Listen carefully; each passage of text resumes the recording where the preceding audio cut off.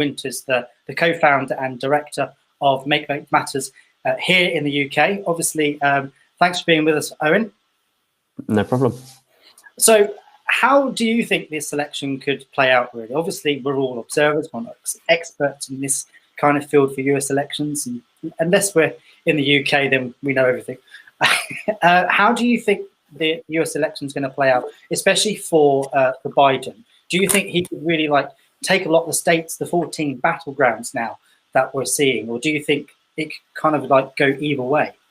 Yeah, well, I mean, no election is done until every vote is counted, obviously, so it's kind of hard to say with any certainty. But I do think Biden's had a pretty kind of commanding lead for most of the campaign. Certainly in recent history, I don't think a candidate's had such a consistent lead in opinion polls. But obviously you have to caveat that by saying polls have error margins, and we could easily see the polls be wrong again. But I'm fairly confident for Biden. That's good. I'm not at the moment. I was earlier. It was yesterday. I was saying that Biden can win 340 electoral colleges, so he could easily take the White House pretty well. But obviously, I think now, because it's happening now, it could go either way. Obviously, we're all hoping Trump doesn't win re-election, because if he does, then there'll be anarchy.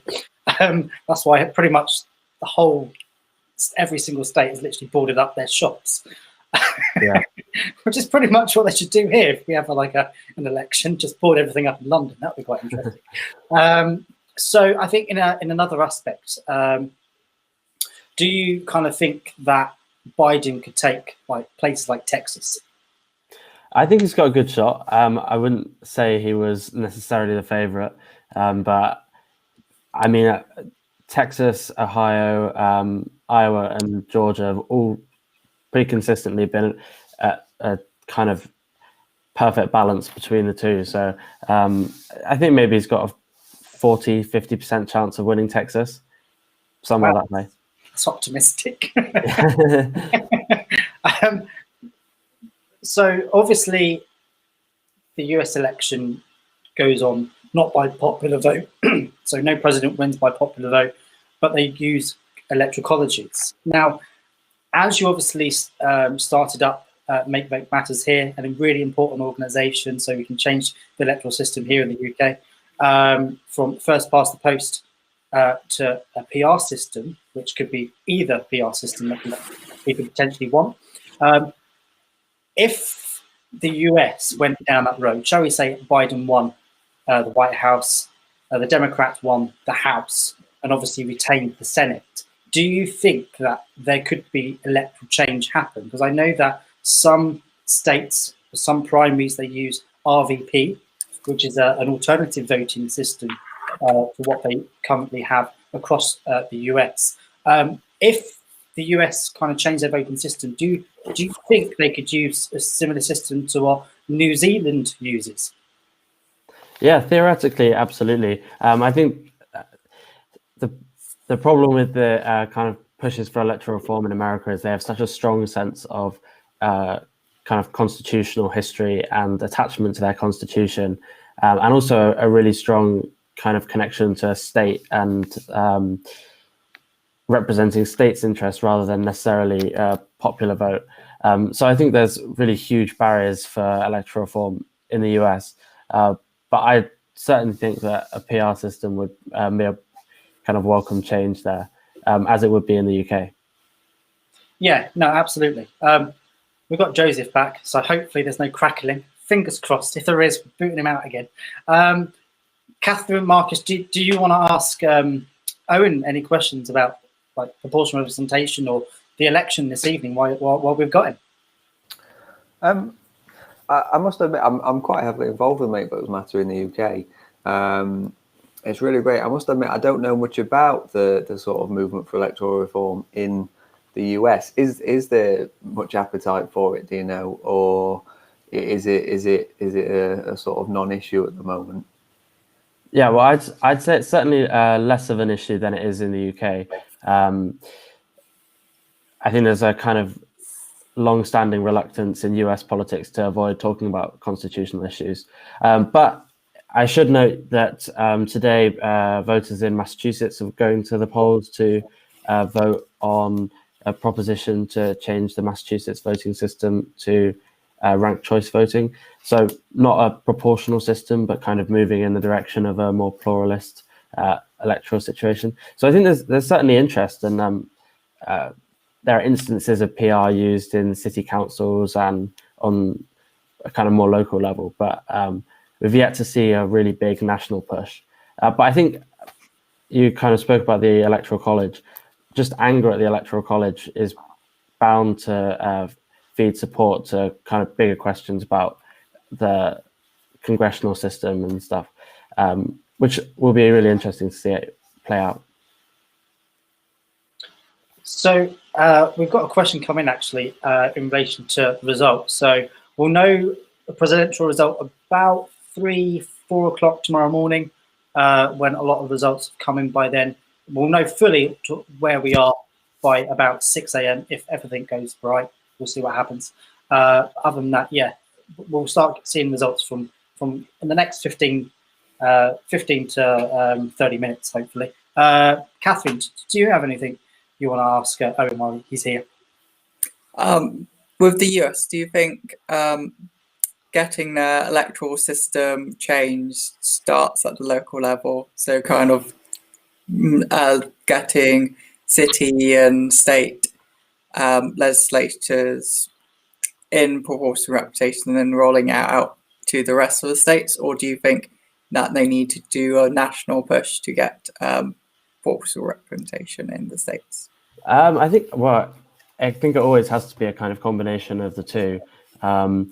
Certainly at the moment, the local level campaigns are really more promising because it's much easier to change a local system than a national one. And that kind of feeds up through the system, which is how we've seen Maine and now hopefully Massachusetts as well, changing their electoral systems through local initiative.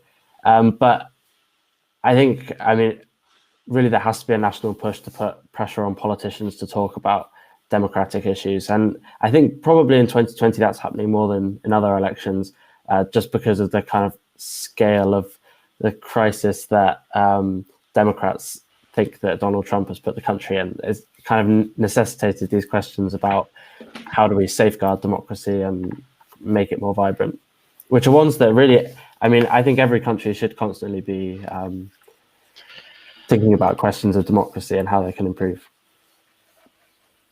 No, that's actually a really good point. So I'm going to ask you a couple of other questions in relation to the US election.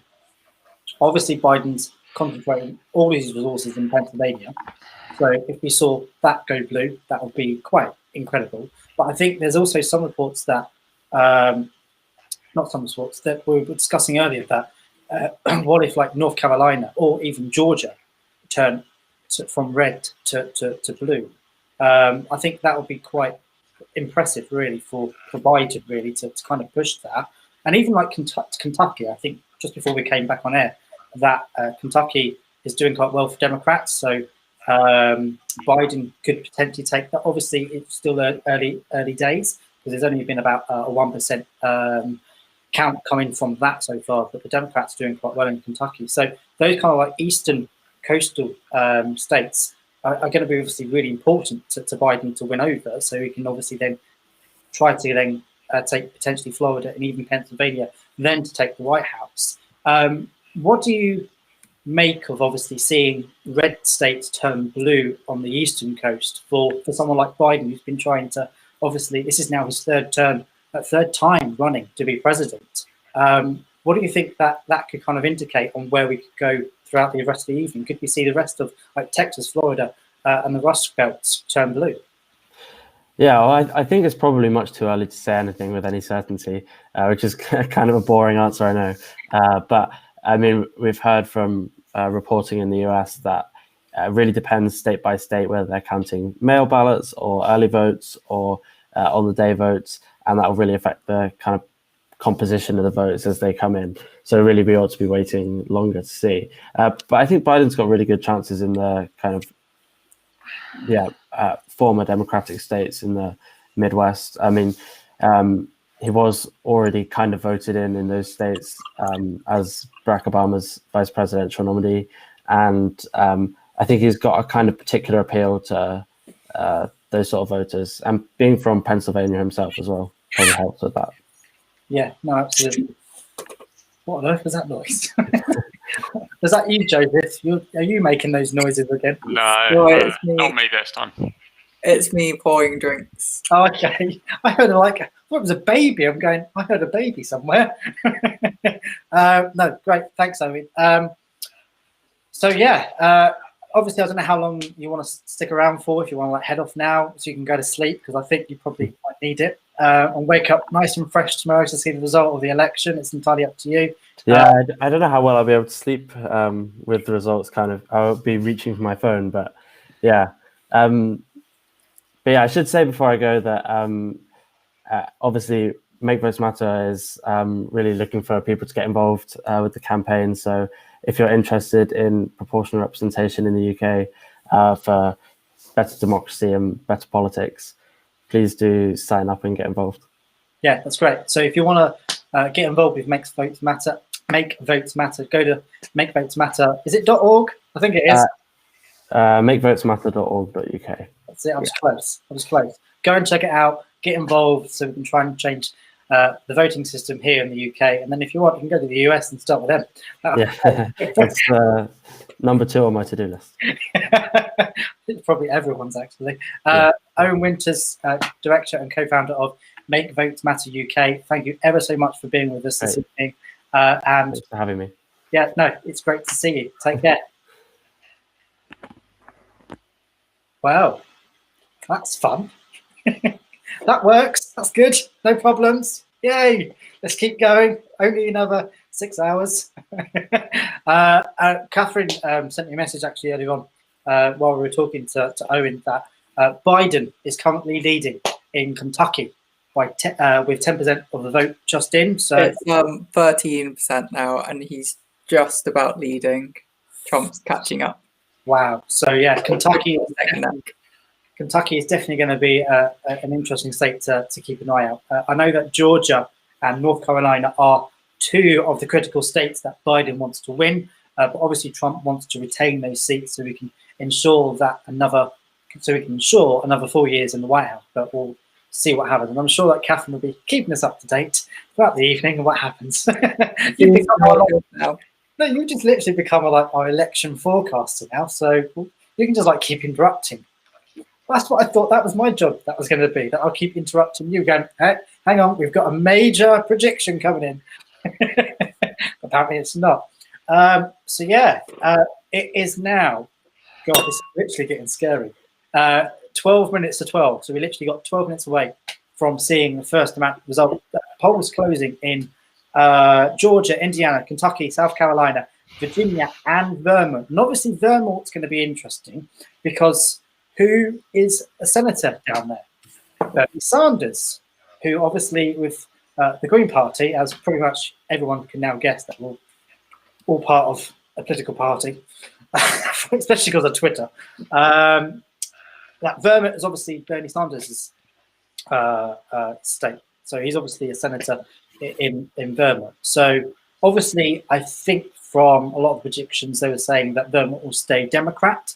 But obviously, I think I want to come on to this because what if Joe Biden did not run to be president and Bernie Sanders was the Democratic nominee to be the president of the United States? How would that have played out? Because that would have been really interesting. I think Larry Sanders, who's Bernie Sanders' brother here in the UK, would have loved that. Marcus, what do you think if that happened? Bernie Sanders was the Democratic nominee to be the president. That's a tough one. I don't know. I would love it. I think that would be great. But I like to try and be optimistic, but I'm going to be pessimistic here. I think he's perhaps too much of a controversial figure. I don't know. I think Biden was the choice because he's the sort of least objectionable person at the side of Donald Trump. I would love nothing more than to see Bernie Sanders as president, but I don't. Yeah, if I'm honest, I don't think it would have happened if he was the candidate, and it really pains me to say that. But I think when a country's or anything really is so far right wing, I think a leap over to the left or vice versa is a lot less likely than a gradual sort of walk via the centre, if you like. So yeah, I would have loved it to be Bernie, but I think perhaps tactically Biden was maybe the right choice. He's maybe got a better chance of winning tonight than Bernie would have done. Yeah, it would have been interesting if obviously Bernie Sanders was the Democratic nominee, but obviously it's what happens with primaries. It's down to the party who they decide. Catherine, what would you have thought if Bernie Sanders was the Democratic nominee for president? Again, I would love if Bernie Sanders was president of the US. Maybe not as much as I wished AOC was, but that's in my dreams. Whether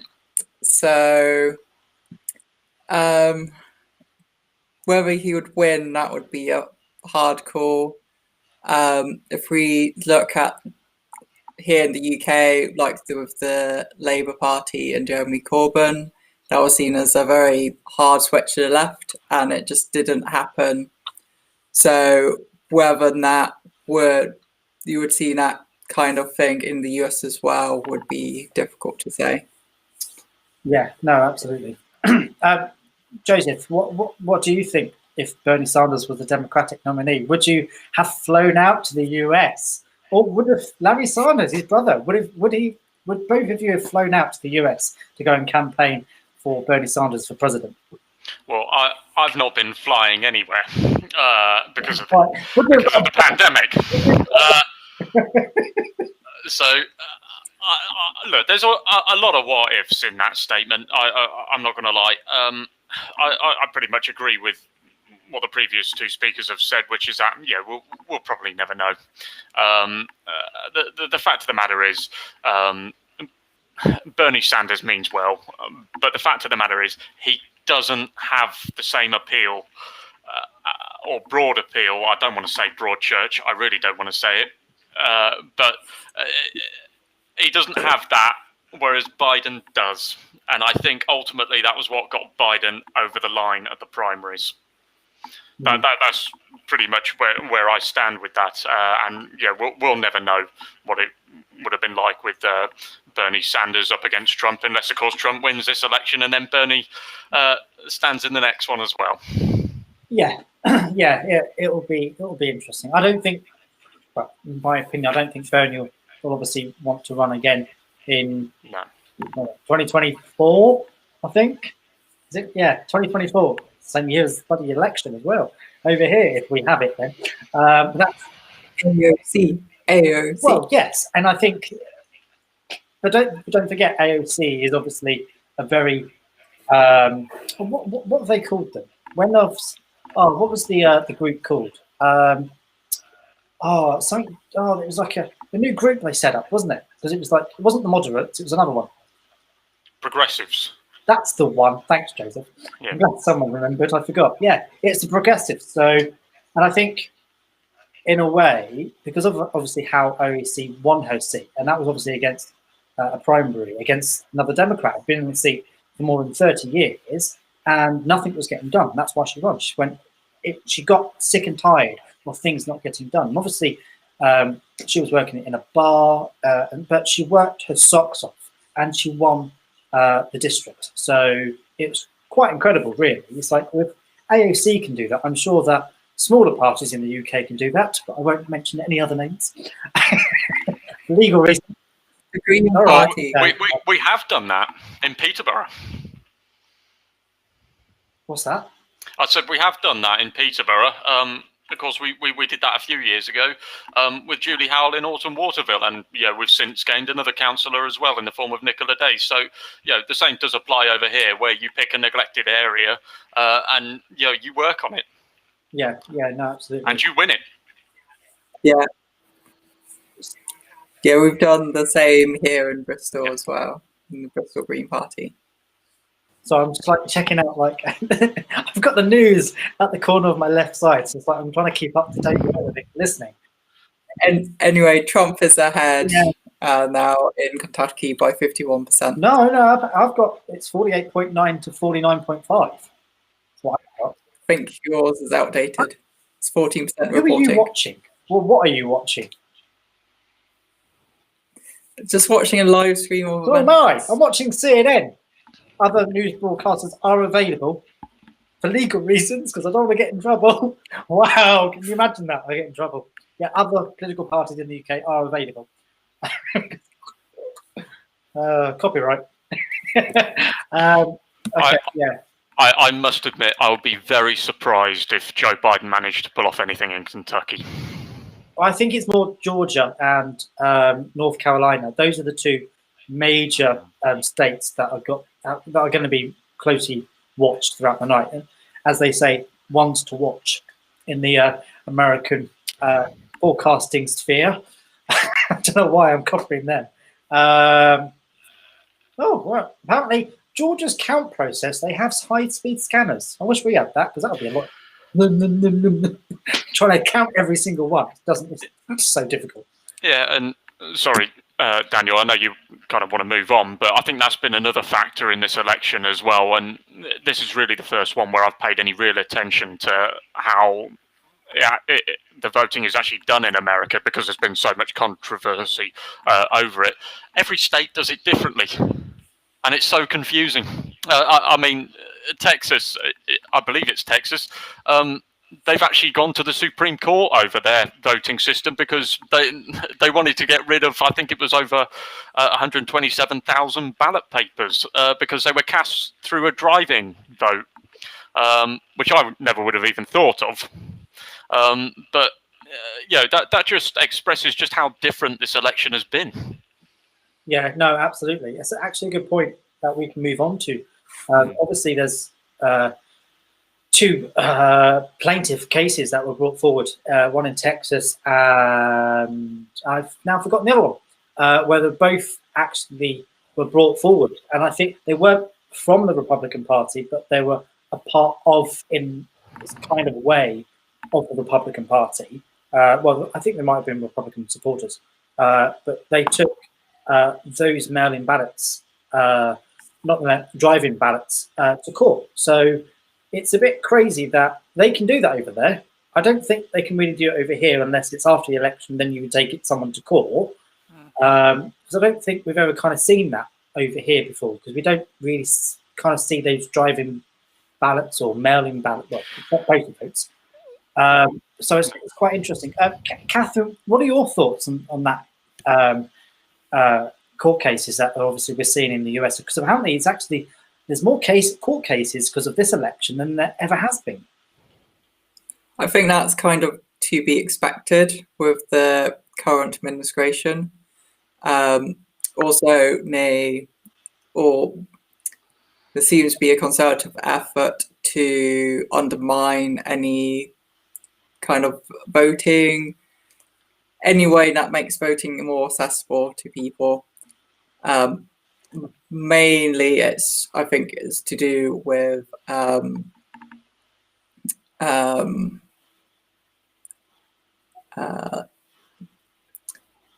obviously marginalized communities are more affected by making voting harder. So that seems to be one of the main pushes. So for people of color, for instance, it makes it harder in general to vote, which seems to be a more, obviously, favors the Republicans quite a bit. So I think that's kind of part of the reason why the court cases have been brought forward. Yeah, no, absolutely. So it's now just gone 12 o'clock and polls have now just closed in, I remember now, where are they? North Carolina, Georgia, Kentucky, Vermont, Virginia. So we are going to be waiting for those results to come in. So we'll have to see what happens. So obviously more polls are going to be closing throughout the night, all the way until at least probably 4 a.m. US time, which is about 6 o'clock here-ish. But yeah, we'll have to see what happens. Marcus, what do you think of these court cases? Would you ever think that a court case could be brought during a general election over here? They kind of like throw out ballots.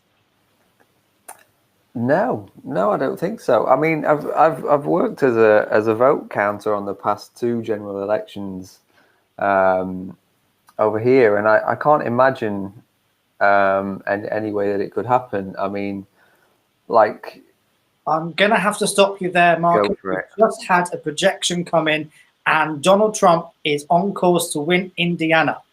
So far, the count is only a small margin. So those 11 electoral colleges will be going to Donald Trump. No surprise there. Well, no, that's very true. And we've just had another projection as well that Donald Trump will be on course to win Kentucky. So obviously, those kind of with Kentucky's only got 12% of the votes in, and that's 8 electoral college votes for Donald Trump. So yeah, this is going to be a really interesting night. And I think we've just had a Senate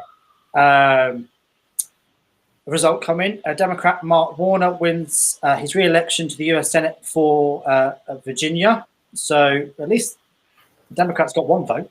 And yeah, this is only just started. It's 2 minutes past 12, and we're already getting some results here. And they're going to be coming quick and fast. So anyway, where were we?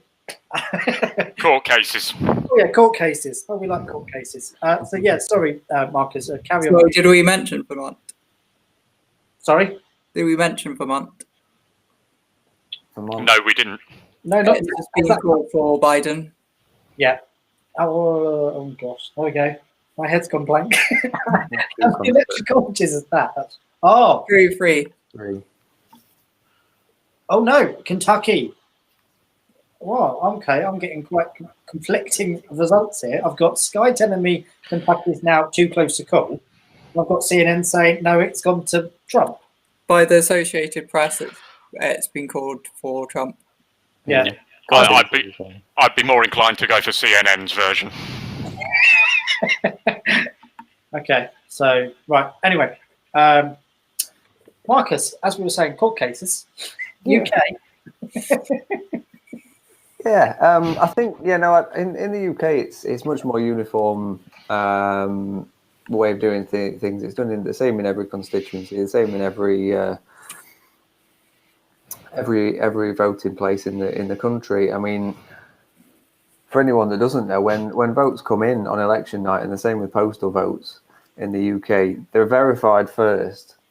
So the ballot box gets emptied out, and you have to count the amount of votes. You're not looking at who's on the ballot paper yet. You have to count the amount of votes to make sure that there's the right number in the box. So if let's say 2,000, there should be 2,000 ballot papers in the box. You have to count them, and if there's not 2,000, you can't go ahead. You have to find, if there's 1,999, you keep counting until you find the missing one, and then you start counting the votes for the candidates.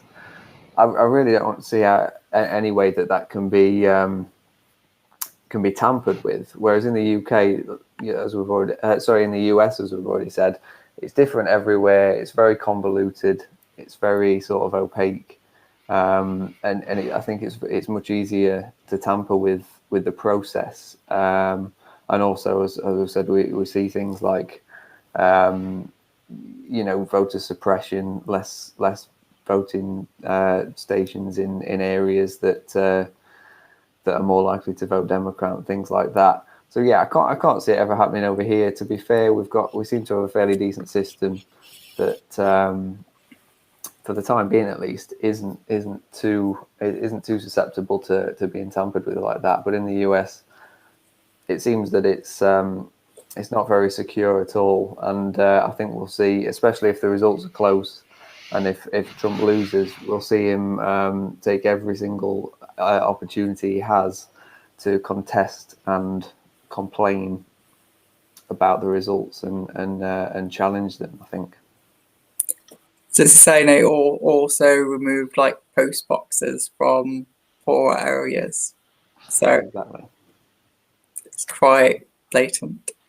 Yeah, they don't make any secret of it. It seems it's not. They're not trying to do it covertly in the US. Yeah, no, absolutely. Obviously, with Associated Press results coming out, obviously, as you said, Catherine, earlier on, that Joe Biden has won, was on course to win Vermont. So obviously, no one else is projecting that, but never mind. I'll use AP, it's better. Yeah, I to be honest, I prefer AP. I don't know where I heard that. When I heard that, I used AP before. I don't know. Anyway, it's a lot easier. You drink alcohol? Yes. So I've got some whiskey and some beer I'm drinking. Wow. So send some beer my way. I've been very well behaved on that front. I promised myself I would not drink alcohol on screen. Well, no, I said that, and now I thought. Yeah, and now you've changed my mind. I would be asleep in a matter of minutes if I was drinking alcohol. It keeps me awake, actually. Well, fair enough. I'm drinking tea, so there we go. I'm drinking coffee for me. Get into details. I have like a hypermetabolism, so if I drink alcohol, it like just speeds up and I burn off with alcohol. Yeah, that's fair enough. Just my body did that.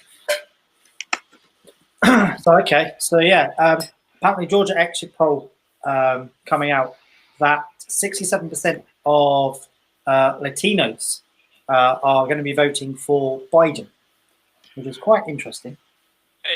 59% of college graduates will be voting Biden, but those obviously with no college degree, 53% are voting for Trump. So it's Georgia's going to be an interesting state to watch. It really is. And then, so Georgia exit poll, President Trump job approval is 17%. Sounds like one of ours, really. Pretty much. Job approval doesn't really mean much now when it comes to a presidential election.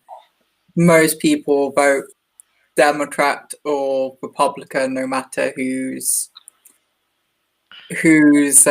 driving the bus.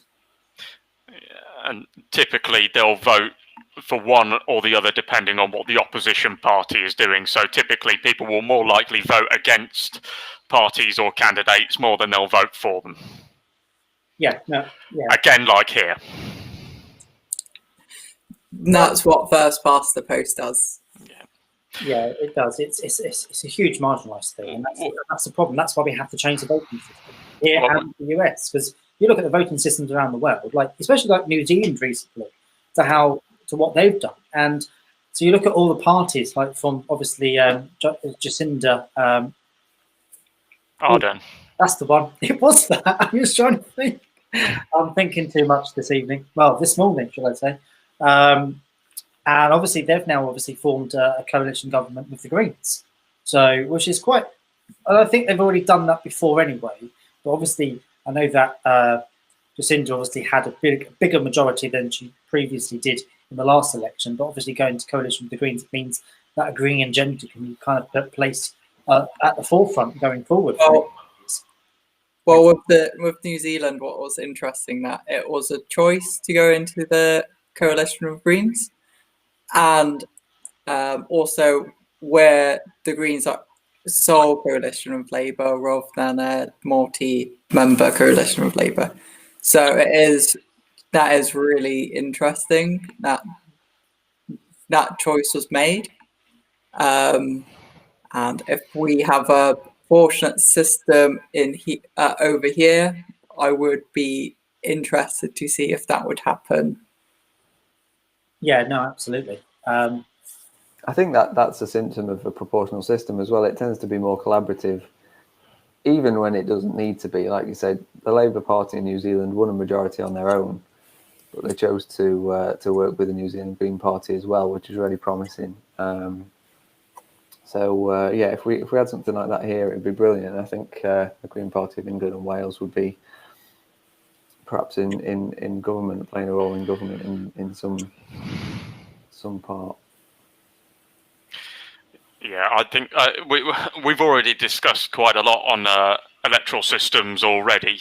I must admit, I don't think it is a massive thing, and I know this was asked as well just before I had resolved my technical issues, shall we say.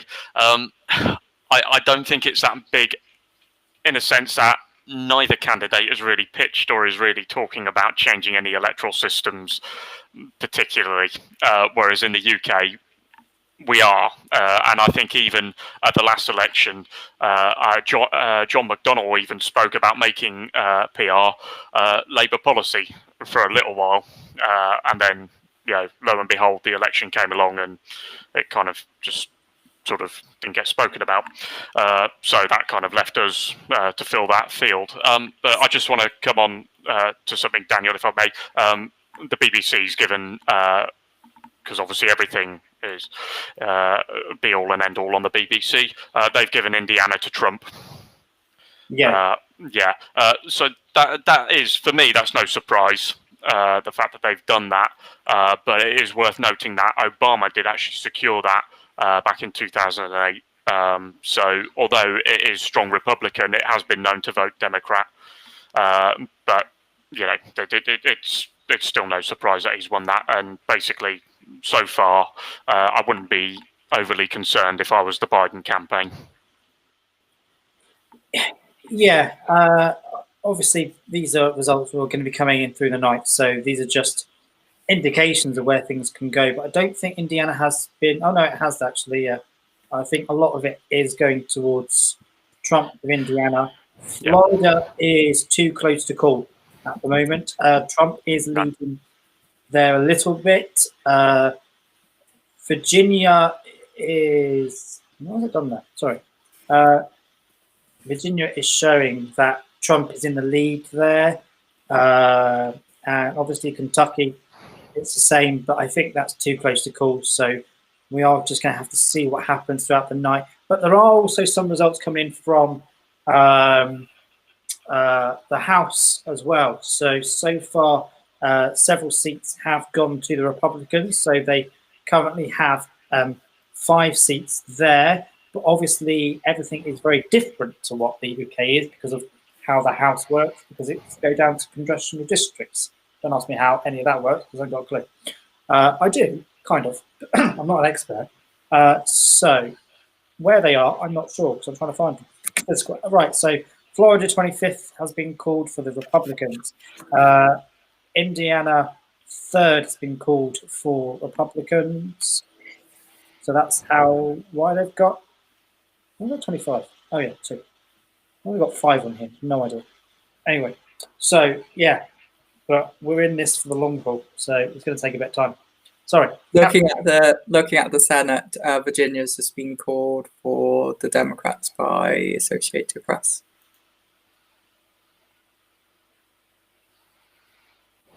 One minute. I'm trying to do different things here. It's not working. That's for the Senate. I've got my iPad and my Mac. This is going to be fun. Yeah. Well, so far, the Senate looks like on course that the... Oh, no, sorry. That's where they are. They already have certain amount of seats already. Yeah, no, just... They have 6 years, and every 2 years they elect people. Yeah, I worked that one out then. And I thought, oh, yeah, it's wrong. This is what happens when you're a host on something. You're trying to do 20 things at once. Anyway, so Indiana, yeah. I think I was hoping that Indiana... Well, actually, no, I wasn't hoping Indiana would go blue. I was hoping it wouldn't be as bad as it is. But it's depending then on where throughout the state where obviously the votes are going to go towards. So it's depending, really. And I'm waiting for my iPad to load. Anyway, so I'll update on Florida. It's 37% reporting, and Joe Biden's on 52%. where's this? Sorry, Florida. Florida. Wow. Could he take Florida? That'd be amazing if he took Florida. I'll be impressed. But don't forget, Florida is obviously one of the key battlegrounds as well. Yeah. If I can just sort of mention, Biden has recently said that if Florida goes blue, he reckons it's game over. That's what he said. Whether he or not he can remember saying that, I don't know. So he might go back on that. But yeah, it's very open. It's always been a very open state, has Florida. It's got 29 electoral colleges. So, I mean, I'm reading that it's still a toss-up at the minute with 50%, 49% in favour of Biden. But yeah, we'll still have to see. Yeah, obviously in the next 15 minutes, we've got North Carolina going to be closing for the next poll. So that's going to be a really interesting one to watch too. Oh, I said one to watch. See, I'm copying the US. Oh dear, I might as well move there. So for all those obviously are watching, it's 16 minutes past 12. You're watching Election Night live, live from the UK, and hopefully we're going to be joined by some US guests later this morning, or as in their case in the afternoon or evening. So yeah, so we're waiting for North Carolina, Ohio, nearly didn't say it correctly, and West Virginia. Oh dear, maybe I need a drink. Closing in the next 14 minutes, so there'll be interesting races to watch. Oh, hello. It all changed. Hi, Joe. I don't know where you went. So yeah, so it'll be really, really interesting. Now, what I would like to talk about actually is Florida, because who was in Florida over the weekend, campaigning so hard? Nobody knows. President Obama, well, former President Obama was in. Or was that where the video was from? I know what the video where he called one of the voters. No, the basketball one. Actually, I think that might have been Florida. I don't actually know. But yeah, anyway, so obviously Obama was in Florida campaigning this weekend. So, and obviously he's been quite helpful with Biden. Is he back? Hi, Joe. Joseph, you there? Can't hear you. Anyway, we'll carry on. So this is what happens when it's tech. So yeah, so as I was saying, Obama was in Florida this weekend, but obviously he was also in Michigan, Flint in Michigan as well, and apparently took a huge dig at Trump. Because what was it he said? The amount of what was it he said? That Trump has this problem with crowd size. It's like he always likes to know a crowd size, etc. It was taking the right mick out of him. I thought it was quite funny. That's just me.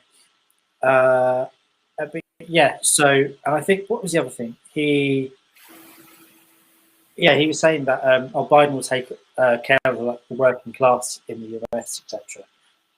So that will obviously have to be a telltale sign to see actually if he does. But I know that he was in Philadelphia as well. I think it was Saturday or Sunday that he went to the Pennsylvania labor union. So he knows that he's got to really work hard to get working class to vote for him. So that's why throughout the whole election, he's been literally the last few days, he's been hammering Pennsylvania and campaigning there really, really hard. So who's more excited about Florida or Pennsylvania? Out the two.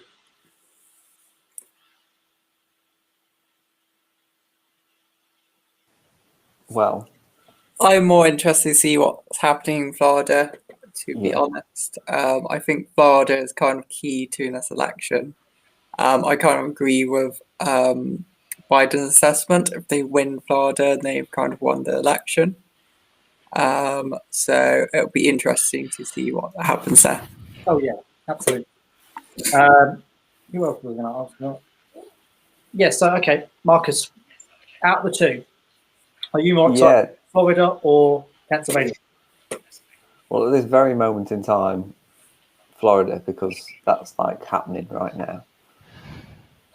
I'm very finicky like that. It's happening right now, so I'm excited about that.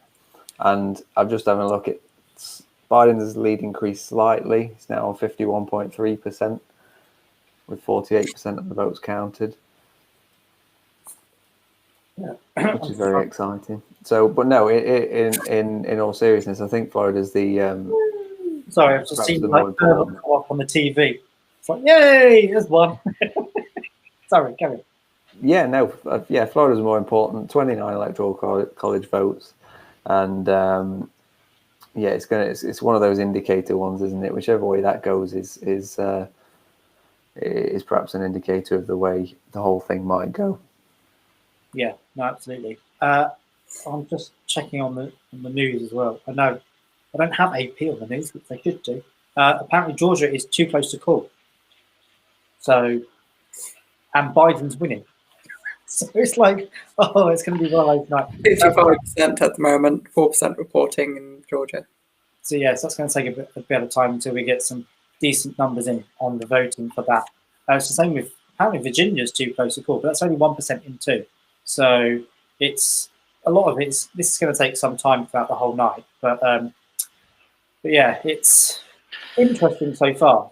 I think a lot of it now comes down to like how people voted and what demographic they're from. So are more women going to vote for Biden than Trump? The same with men as well. But it's also, I think, an interesting factor to take into consideration because I don't think they use it in any of the polling or exit polls about other demographics as well. So they don't like look, for example, like the LGBTQ community, for example. So because that's quite a big demographic in the US. So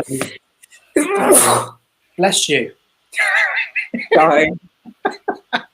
It's fine. We'll just go over those. It's live TV for you. Oh dear. But yeah, so and I think like as well, like the Hispanic vote, because I think that's major. And I know that I think it was in Florida that they were really campaigning quite hard with the Hispanic vote there today. So they can obviously try and take Florida for Trump. But it is interesting on how you kind of look at the demographics on how people vote, specifically regarding different, like if it's gender or work, like how wages people take home. If you're like earning less than $50,000, people are more than inclined to probably vote for like Trump because they want that. And it's the same with those obviously earning over like $100,000. So it's interesting, really, on the demographics. Well, obviously, so with a lot of projections so far coming in, obviously Trump's got 11 electoral colleges at the moment, and Biden's 3, because obviously that's because of them. Obviously, we're quite early into the night, and we've got another like 7 minutes until the next polling comes out, and there's quite a lot of districts, states that are too close to call. So, and I don't think really. Well, actually, I think during this early stage of the night, a lot of areas are always too early to call because they need to wait for the counting to finish or to get through half of it. I'm just like watching scenes as well on TV while I'm doing this of that there is a huge crowd around the White House. So they are the results to like obviously come in, and a lot of it was the Black Lives Matter movement outside the White House. So I wonder how obviously the black vote is going to go, because I think that's going to be really, really interesting to look at. But I know that a lot of the black community in the US do feel really marginalized half the time, because I think there was like former offenders who don't have a right to vote half the time. So, which is a huge problem, really. It's depending on where you sit on this area. So I'm gonna ask. I want to go to Catherine, because you're the first person I can see on my screen. What do you kind of think about that, especially like over here on how Black Lives Matter has really kind of risen up, basically, about the kind of oppression that they've continuously faced, no matter in relation to voting or in relation to prehistoric problems that the UK and US have brought upon that community? So yeah, it's a very deep issue, and there's a lot of factors to it. But going to the prison point of offenders point, so obviously black people are more likely to be arrested and more likely to be convicted on serious offences, especially in the US. So it is an issue that so not being able to vote if you are an offender is an issue that affects marginalised communities, such as people of colour, more than other communities. So all of these current factors feed into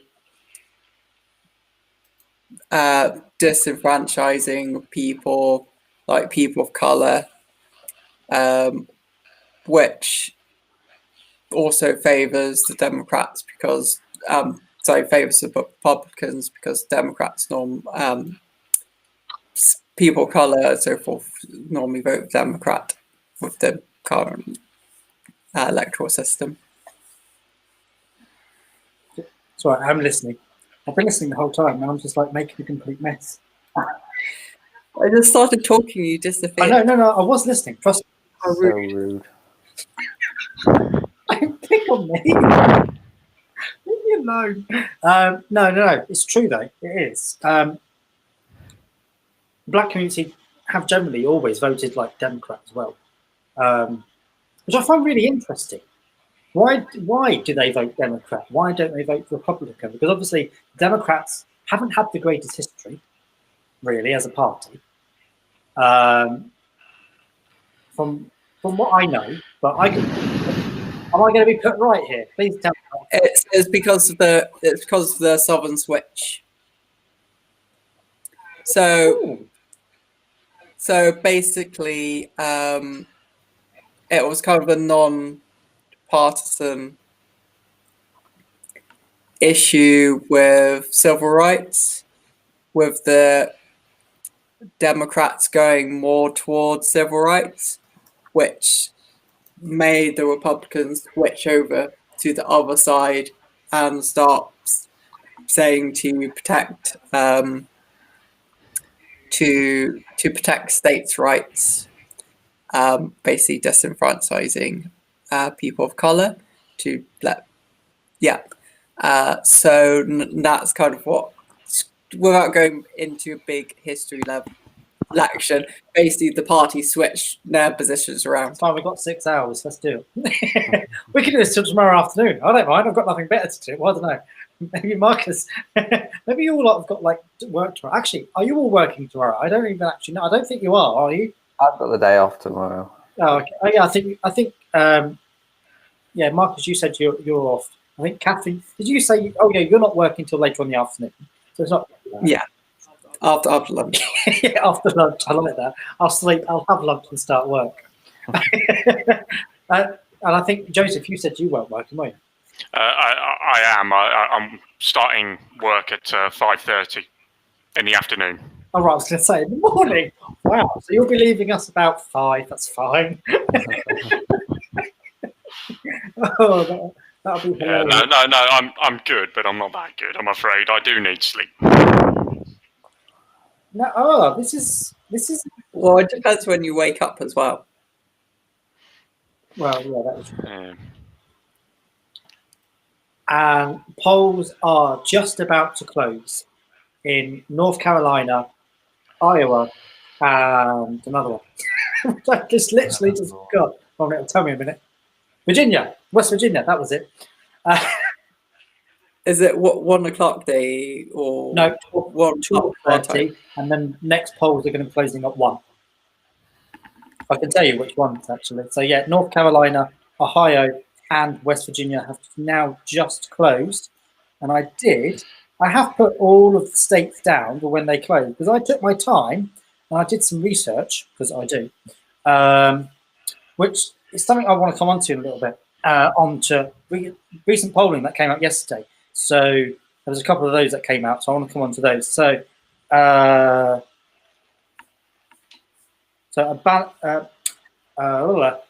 Alabama, Oklahoma, Mississippi, Missouri, Tennessee, Kentucky, Connecticut, I'll get it right, Delaware, Illinois, and Rhode Island, Maryland, Massachusetts, New Hampshire, Washington, D.C., Maine.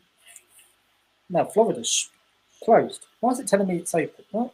And Pennsylvania, apparently. It's probably wrong. I took all that time to do that, and it's now wrong. Never mind. Anyway, yeah, there's some more polls closing at 1. Oh gosh. Anyway, so there were some polls came out from YouGov USA and Morning Consult. So obviously, I'll go into recent one. If you can try and find it while you're like typing away, please do. And it was actually in relation to polling that was come out yesterday. So, what's been released now? Indiana said it was going to go Trump, and that was up by 11 points for Trump. So it might be leaning in that direction, which is interesting. Where is the other one? Florida, obviously, is the one that we're looking at the moment with 29 electoral colleges, and that's up 6 for Biden. And this was yesterday, by the way. So obviously Biden they reported 51.5% to Biden. So obviously Florida could flip to Biden with 29 electoral college votes. And then what was the other one? What else has come out at the moment? Georgia, that was it. So obviously they were polling that Biden would win by 2%. Not 2%, yeah, by 2%. So 48.8 to Biden, 46.4 to Trump. So obviously that would be interesting to see how that plays out. If it's right, and this is the other thing I'd want to discuss as well, the polling, as we were just saying earlier on, how the polling can go. So if it's right, which it could potentially be, then we could be on course to see a Biden presidency. But if it's wrong, then this could be the second time that polling has got catastrophically wrong. Twice.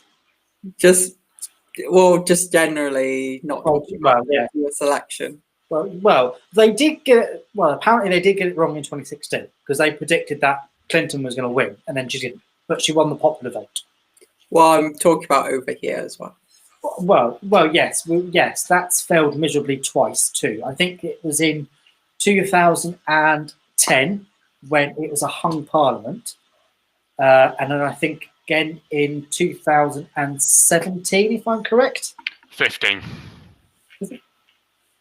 Also, there's the referendum as well. No, they got it right in the referendum. No, not all polls they didn't. No, they did.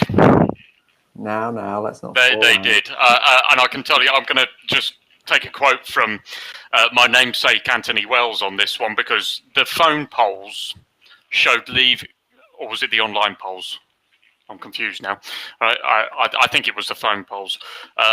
Put Leave consistently ahead. The online polls had them about even. And they did. There was a bit of a swing towards Remain, I think, on the online polls. after the death of Joe Cox. You'll remember that one. Yeah. But then it swung back. The people that did get it wrong during the referendum campaign were the bookies. Oh, I can't remember that far back. That was actually how long was that? 2000. It was quite a pivotal moment in my life. That was 26. Was it 2016? Yeah, it was Correct. 2016. I just think then. Yeah, it's very rare the bookies get it wrong. Interestingly, Well, they the got that one. Guardian, Yeah. the Guardian is saying that Trump's won West Virginia Yeah, that's what I'm getting as well. with 0% of the votes counted. Yeah, The polls closed, and Trump's going to win it anyway. Yeah, I mean, it's not a surprise, but they're very confident to say that no votes have been counted. But there you go. they've probably got one of those really fast, speedy voting things. That they've got. Yeah. I reckon they should have that everywhere around the world because that would just like make life so much simpler. It really would. But then it would put people out of the job during an election time, like you said, Marcus. How you were like at the count doing it yourself. Yeah, it's not worth doing, to be honest. It's not well paid enough. I'm not doing it again. I might do it next May because I won't be standing, so that'll be fine. You're not allowed to do it if you've actively campaigned for a party either. Can you not? No, you have to sign a thing that says that you haven't campaigned for a particular party or candidate. How are they going to know that? Well, that's true, but I don't know what the consequences are. We won't get paid. You won't be able to do the count. It's as simple as, really. Oh dear. Anyway, talking about Brexit. Oh yes, that's a good point. Well done. Yeah, Let's do what's going to happen either way with this election if Biden or Trump wins? I'm going to let Joe come on this one because I can see him going, "Let me come on." Yeah. Having said that, I actually don't think it's a big factor in this election, and the reason being is America, quite frankly, has its own problems to talk about. I think coming and bailing out the UK in a trade deal is probably a bit down the list of things to do and list of things for the public over there and these two political candidates to be talking about. Having said that, I think Biden has briefly brushed over it and said that he's not going to give us a trade deal if the peace agreement in Northern Ireland is compromised, which would largely reflect the view of Nancy Pelosi on that. And I think she's actually the more credible voice in this because any trade deal that's signed would have to be ratified in Congress anyway, have to be signed off in Congress anyway. And she obviously heads the House there. I'm going to have to interrupt you there. That's fine. The AP are now calling Virginia for Biden. Really? So, yeah. So at least he's got some more. Anyway, sorry. Where were we? As I like to interrupt people. I did say I was going to do this. I did say I was going to do this. I feel like, what's that bloke? Wolf bloke on CNN. Can't remember his name now. Well, Wolf something. Wolf Blitzer. That's the one. Thanks. If I could just finish off go on. just my point on Brexit, and then obviously someone else can speak. Trump has decided to be a bit more lenient on this. Obviously, he came over here citing that the trade deal that was brought back by Theresa May, he couldn't possibly sign a trade deal on that. And then he came over here and Theresa May quickly changed his mind. And I'm saying that because Boris Johnson has pretty much the same trade deal as what Theresa May had, bar a few sentences on the Northern Ireland agreement. I think his view on that one, although he's not commented completely openly, is that he would still offer us a trade deal.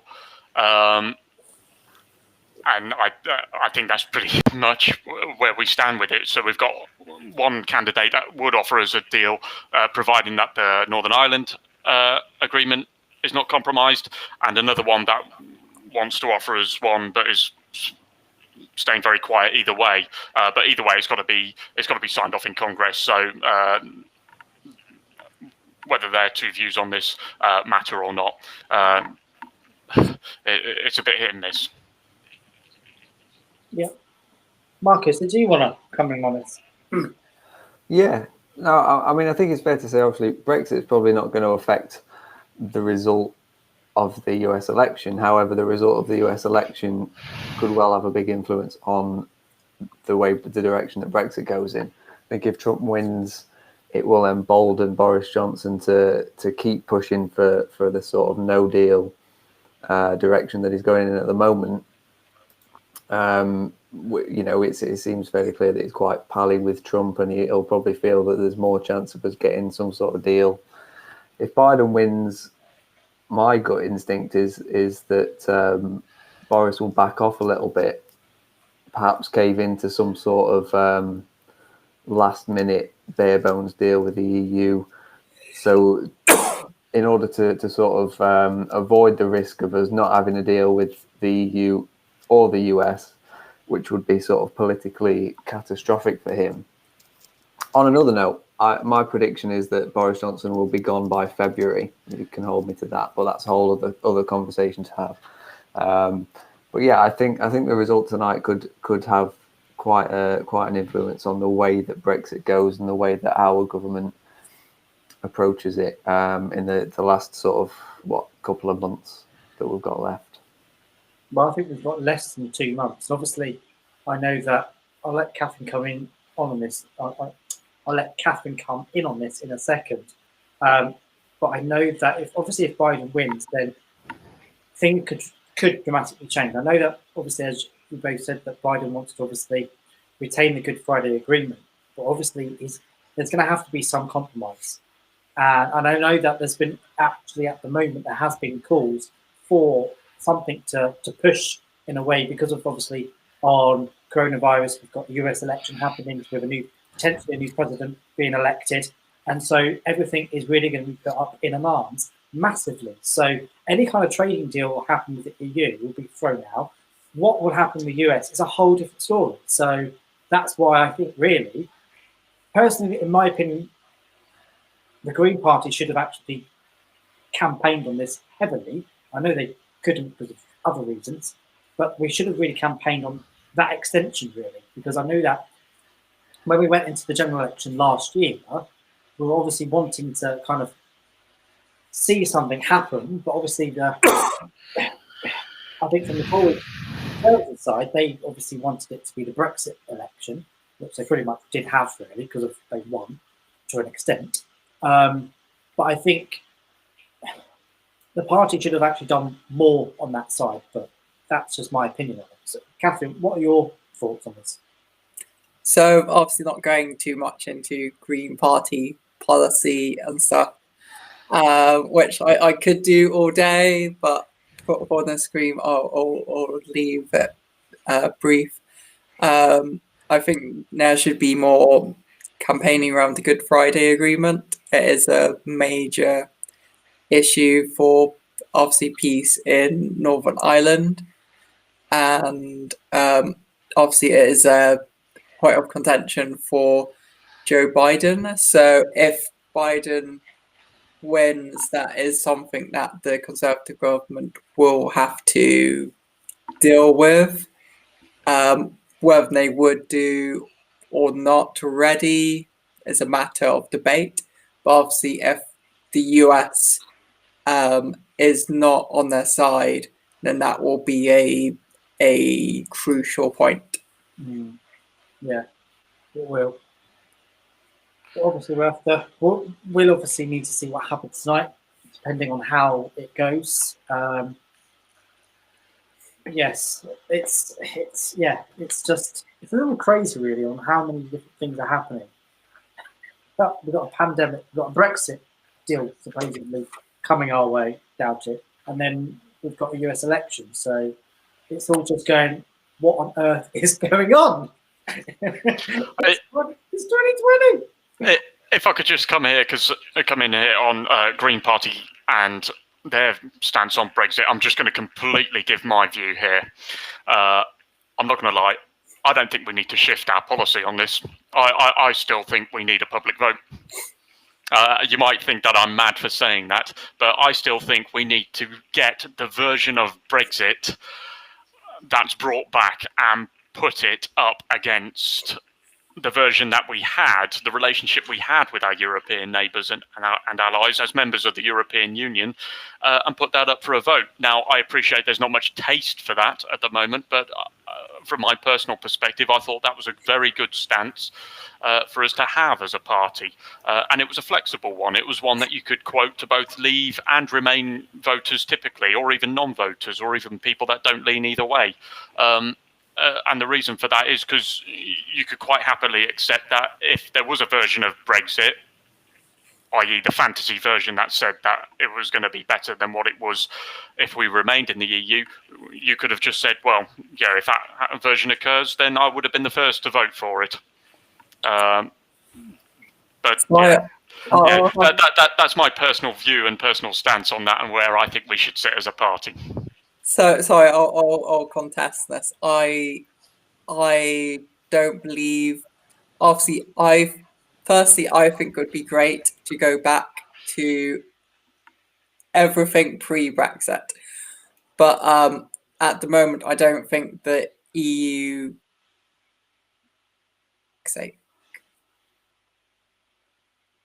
Oh. Sorry, I just froze. Am I back in the stream? No. Yeah. Sorry. So, as I was saying, I wish everything would go back to how it was pre-Brexit. But now, would the EU allow us to stay on the same terms than we left? I don't From what I've seen, that's not an option for us. Well, there's only one way to find out. Yeah, I think if I could just come in, it would essentially now, the problem is we would essentially have to apply to rejoin, even though we've left in name only. I've got some head shaking here. Am I wrong about that? Actually, technically no, because we're still in the transition period. So if we wanted to, we could actually still rejoin now. Well, we can go back again now, but we've only got until December the 31st. But well, I think less than 2 months. Yeah, I think, yeah, well, that's technically a possibility. We will be leaving at the end of this year. As much as I don't want that to happen, I guess none of us do. But realistically, the best position we're going to be in is in a position to apply to rejoin, in which case we might not be able to rejoin on the same terms that we were originally members. I don't think those are the points that we should be negotiating on. And I think this was where David Cameron largely failed before the referendum, which is that he just thought about his own little island. That's not me undermining the country. That's just saying a fact. You have to look at the European Union project as a whole and think what needs changing. And I think the democratic deficit there is a key point. And I appreciate none of that's going to change overnight. I think the EU monetary system needs changing as well. For example, a lot of non-Euro countries, and this was actually one thing that Cameron just really brushed over, non-Euro countries that don't use the EU monetary system, monetary union, don't have quite as much say as those that do. And I think that should change. And I think those are the points that we should be negotiating on if in the event that it does open up for us to apply to rejoin, to apply, I think it's Article 49, sorry. And I think, I know we want to get back on the US election, Daniel, but I just want to make this point that I think the only way we can get to those terms is if we do have another public say on that. If we did, it's called a general election, but never mind. Well, a general election is on general issues. I think there was a lot more say than just Brexit on the general election. Could I come in really quickly? The only problem, I think, with a referendum is at the moment, with the way things are, I don't think we can trust a referendum to be really democratic, because, we saw that the way that the first Brexit referendum was sort of tampered with in a way. And with spending and things like that, the Conservatives have got more money than anyone else, and they're going to spend more money than anyone else, and therefore are more likely to to be able to influence the result. So as things stand at the moment, I'm not sure a referendum would be a good idea because I don't think we're in a position to win it. Well, opinion polling is saying different, but can't always guarantee your opinion polls are going to be right. So I'm not going to say anything more on the topic. I could talk for ages about this. well, let's not, because literally Yeah. we have a US election. This isn't the EU referendum all over again. No. God, I hope not. Well, technically, you could class it as an EU referendum. I will agree on the point that the monetary union is a big issue for the EU that needs to be solved. But that is a conversation for the other day. Marcus just reminded me that Florida is looking very interesting, but I think it's still too close to call, Florida. It really, really is. And it's 49.9% versus 49.3% to Biden. Literally incredible, really, how close. This is going to be the most closest election I think anyone has ever witnessed. And I'm so glad that I'm watching it. And I've been talking to you guys about it too. So this is quite nice. So there's some more polls closing in the next 10 minutes. And there's a lot coming out. Rhode Island, Tennessee, Pennsylvania, Florida apparently is actually closing at one. So there's about 15 states that are going to be closing in the next 10 minutes. So it's going to be coming quick and fast. So hold on to your hats. Ohio's looking quite interesting at the moment. Let's have a look. I haven't checked Ohio yet. Let's have a nose. So only 21% of votes counted, but Biden ahead on 63%. Interesting. Just you mentioned about Florida, it's less than 100,000 votes at the moment between them, which is like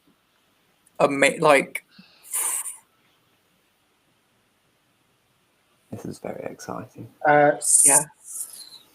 CNN are really slow. They've just projected Joe Biden wins Vermont. It's like, where you been? I was declared ages ago. Catch up, will you? Do you know what, I wish. But the Democrats are always going to win Vermont. Well, that is true. Yes. Yeah, and the BBC are traditionally very slow. Have you ever been in a recording studio with them? No, Yeah. I haven't. No, let's just leave it at that. I'm not going to comment on live TV about the BBC and their merits. Well, speaking as a trans person, it's not. The BBC isn't in my good books at the moment. No, that is true. Not after. I can't even pronounce his name. Tim something or other. I'm trying to find. Right. So who's looking at what? So Catherine, what website are you looking at? I'm looking at AP. How are you getting the election? Because I'm trying to find it and I can't. The Guardian live feed seems to be fairly quick as well. I want to know, specifically the updates.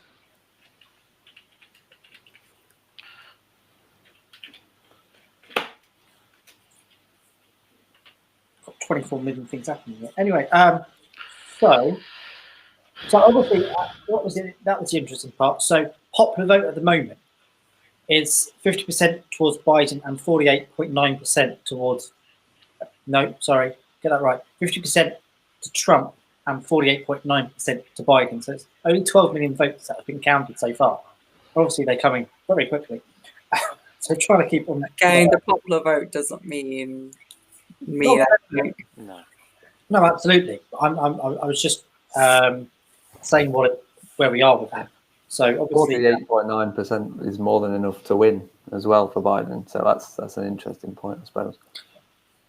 Yeah. Well, yeah. No. Depending on which states he wins.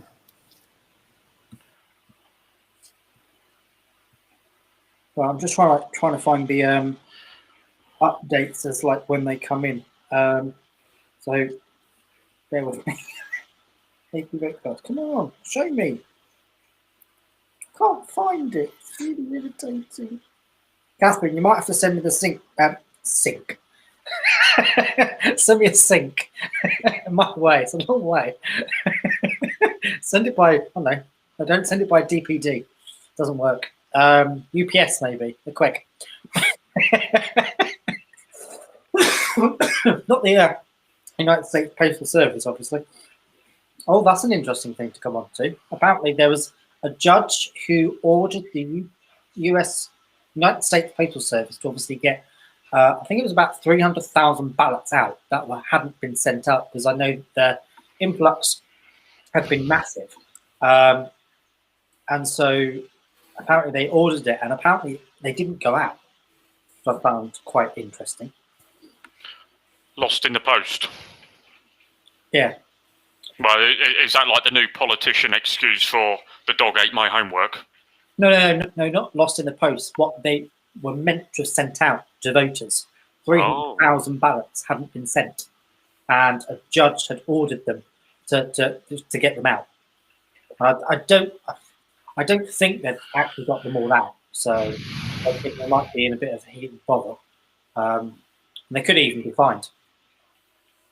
So that would be interesting. Right, let's have a look at. Wow. Okay. Yeah, you were quite right, actually, Marcus. Ohio is looking really, really interesting. With only 22% of the votes in, Biden is currently winning on 60% of the vote. So 61.2. I've got 60.1, but who's counting? Anyway, so 820,000 votes to Biden and 530,000 votes to Trump. So Biden is massively in play right now.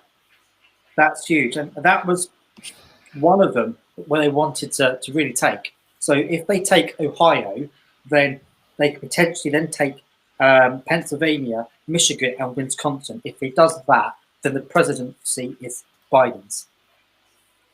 Florida's 0.4% between them at the moment. Oh, I've got 0.5%. Wow, that is way too close. Mark has just gone, what? I've got a headache now. Oh, wow. Okay, this is going to be really interesting. Right, let's have a look at West Virginia. Actually, Biden is currently in the lead in West Virginia by about 9% difference between the two. So that's really interesting. But it's only 4% of the vote that's come in. Let's have a look at Vermont. For West Virginia, AP's already called it for Trump. Yeah, I was going to say that's what I've got. What's that, sorry? West Virginia has already gone for Trump, is what I've got. No, I've got this is CNN, because I'm trying to find AP, so I've given up. Are you talking about West Virginia or Virginia? No, West Virginia. Yeah. Yeah, I've got that already gone for Trump. Yeah, Virginia's already gone for Biden.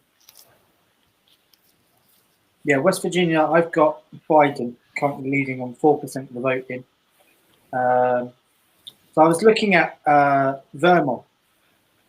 And so from what I can gather, so Johnson in Vermont currently has Joe Biden at 62.4%. But let me just come on to another one next to Vermont, which is New Hampshire. So Marcus is looking quite shocked. Sorry. No, I'm looking at Florida, and Florida. Trump's ahead by 0.1% now. yeah, but don't forget, it's still too close to call, because this is really too close. it's by under 8,000 votes. No, he's ahead by. But it's not saying where we are on percentage of votes. Where are we? 81% reporting for Florida. Oh my gosh! Wow. Okay. Is this gonna go right? Kentucky has now Down to the wire. Kentucky has now been declared for Trump, which is obviously no surprise, really. Quite a massive lead for Trump in Kentucky. Sorry, Catherine? Yeah, he's massively ahead now. Yeah, he is. Hugely ahead. I've got South Carolina called for Trump as well. Yeah. Yeah, me too. Yeah, well, that's actually not surprising. Yeah. No, not at all. My my iPad's just crashed.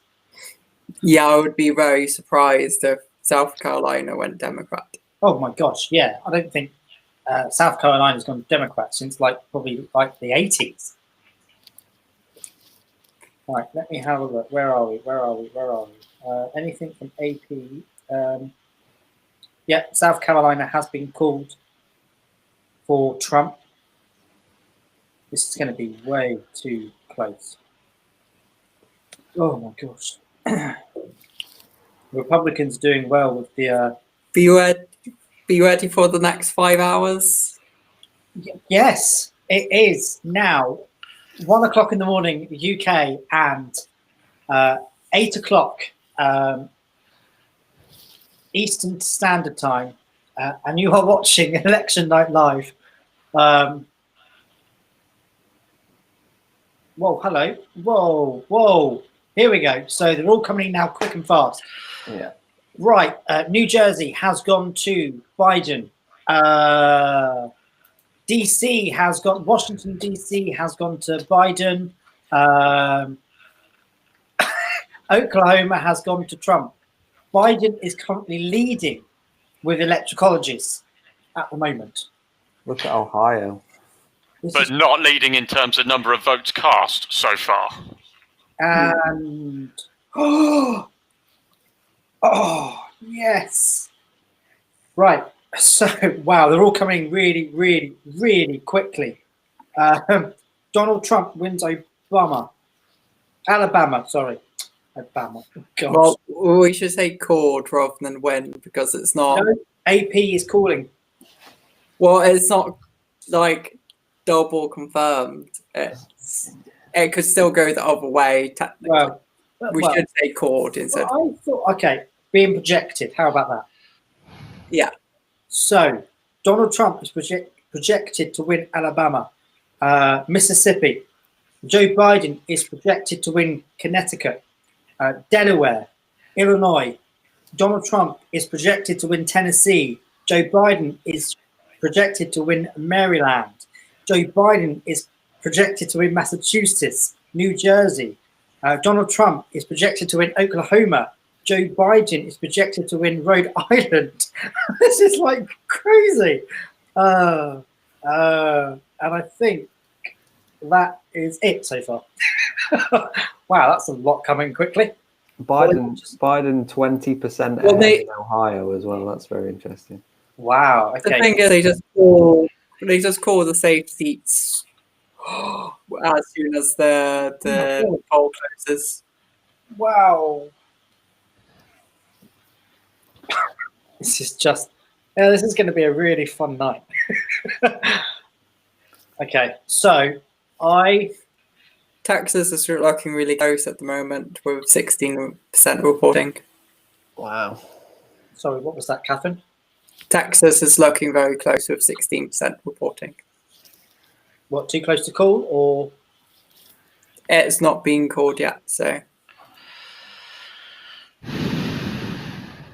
What on earth is going on?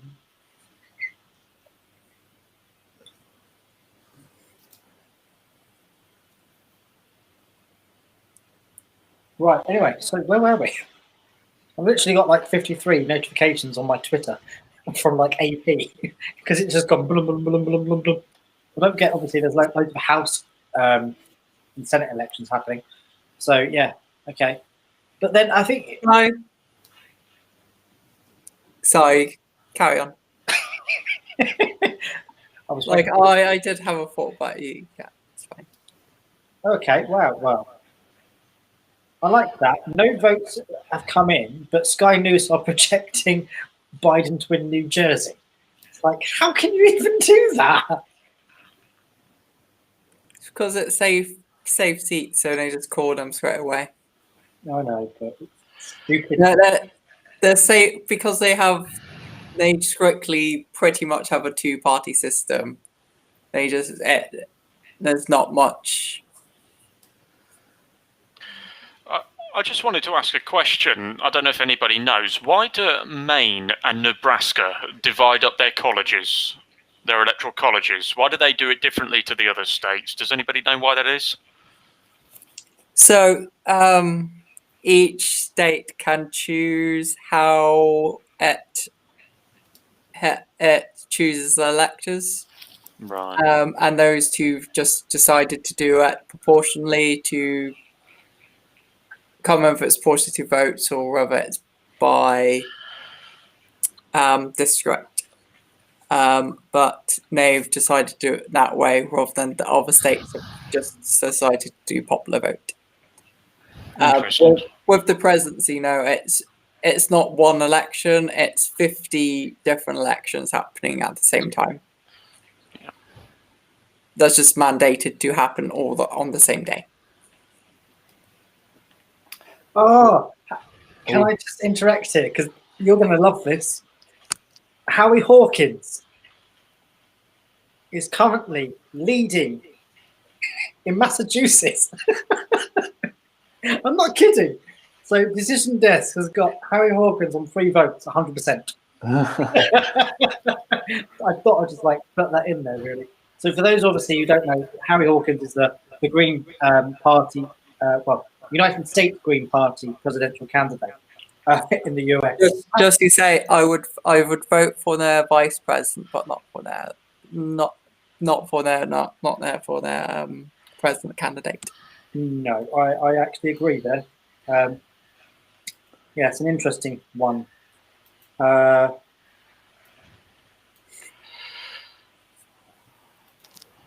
I'm just having a look around what we've got going on. Oh, Trump 0.5% ahead in Florida now. it is just Yeah. Florida is too close to call, way too close, and it's going to be really, really tight. I've never seen anything like that with Florida. Not like that. Oh, are we going to have another recount situation in Florida? I think, yeah, this could go into either a recount or this could go to court. Yeah. So what happened to this finishing at 6 o'clock? I don't think this might finish at 6 now. The way things are going with 1, 2, 3, 4, 5, 6, 7, 8, 9, 10, 11, 12, 13 states in at the moment. Oklahoma hasn't really been declared just yet, but I know that Oklahoma will do because it is a safe Republican seat. Right, so I've got Georgia with 16 electoral votes for Biden, which is interesting. I don't know what other people have got. Got 11% reporting and 1% between them, with Trump leading with me. Okay. So it's too close to call at the moment with Georgia.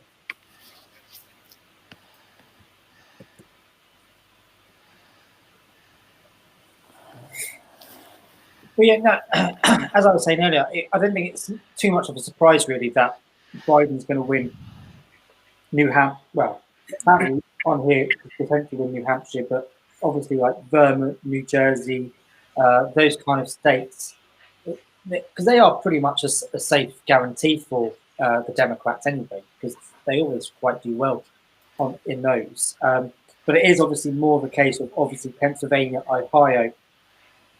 Oh, wow, this has just been updated, and this looks really interesting. So, because I'm using Decision Desk as well, because I'm trying to. CNN has decided to crash on me, because I wonder why, because everybody's trying to watch it. So on mine, with Texas with 38 votes, Joe Biden is currently leading there. What I've got, but that's with about 2 to 3% of the count in at the moment. Illinois, apparently, for Texas, we've got 16 reporting and Biden at 53.5%.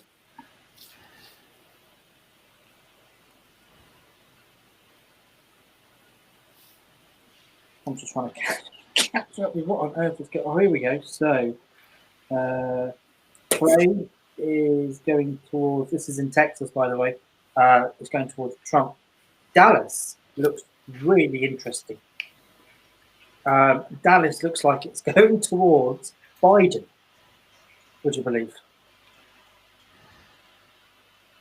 This is just crazy. Texas is definitely like a huge one to watch, because if that went, then that's just like game over for Trump. Well, no, it's not actually, because there's so many different ways they can still get it. If they get Florida and keep the Rust Belt, they can take the White House. It'd be a blow for It Trump. looks like Indiana's going to Trump. Yeah. So what did you say, Martha? Sorry? I just said it would be a blow for Trump to lose Texas. That would be a massive blow. I don't think Texas has gone blue in about 30 years. What is it? 38 electoral colleges, isn't it, Texas? So that's a massive chunk out of what he's expected to win. Yeah, exactly. Well, yeah. If Biden does win Texas, he can afford to lose a lot of the other states, Like Florida. Yeah, he can afford to lose Florida if he wins Texas, but I would be very surprised if Texas goes blue. Yes, I agree. Trump's starting to pull away a little bit in Florida now. Oh, really? 1.5% ahead. Oh. So I'm just trying to find. Still 15% to go, so yeah, still too close to call. There's time. But yeah, I think Florida's probably going to go to a recount at this point.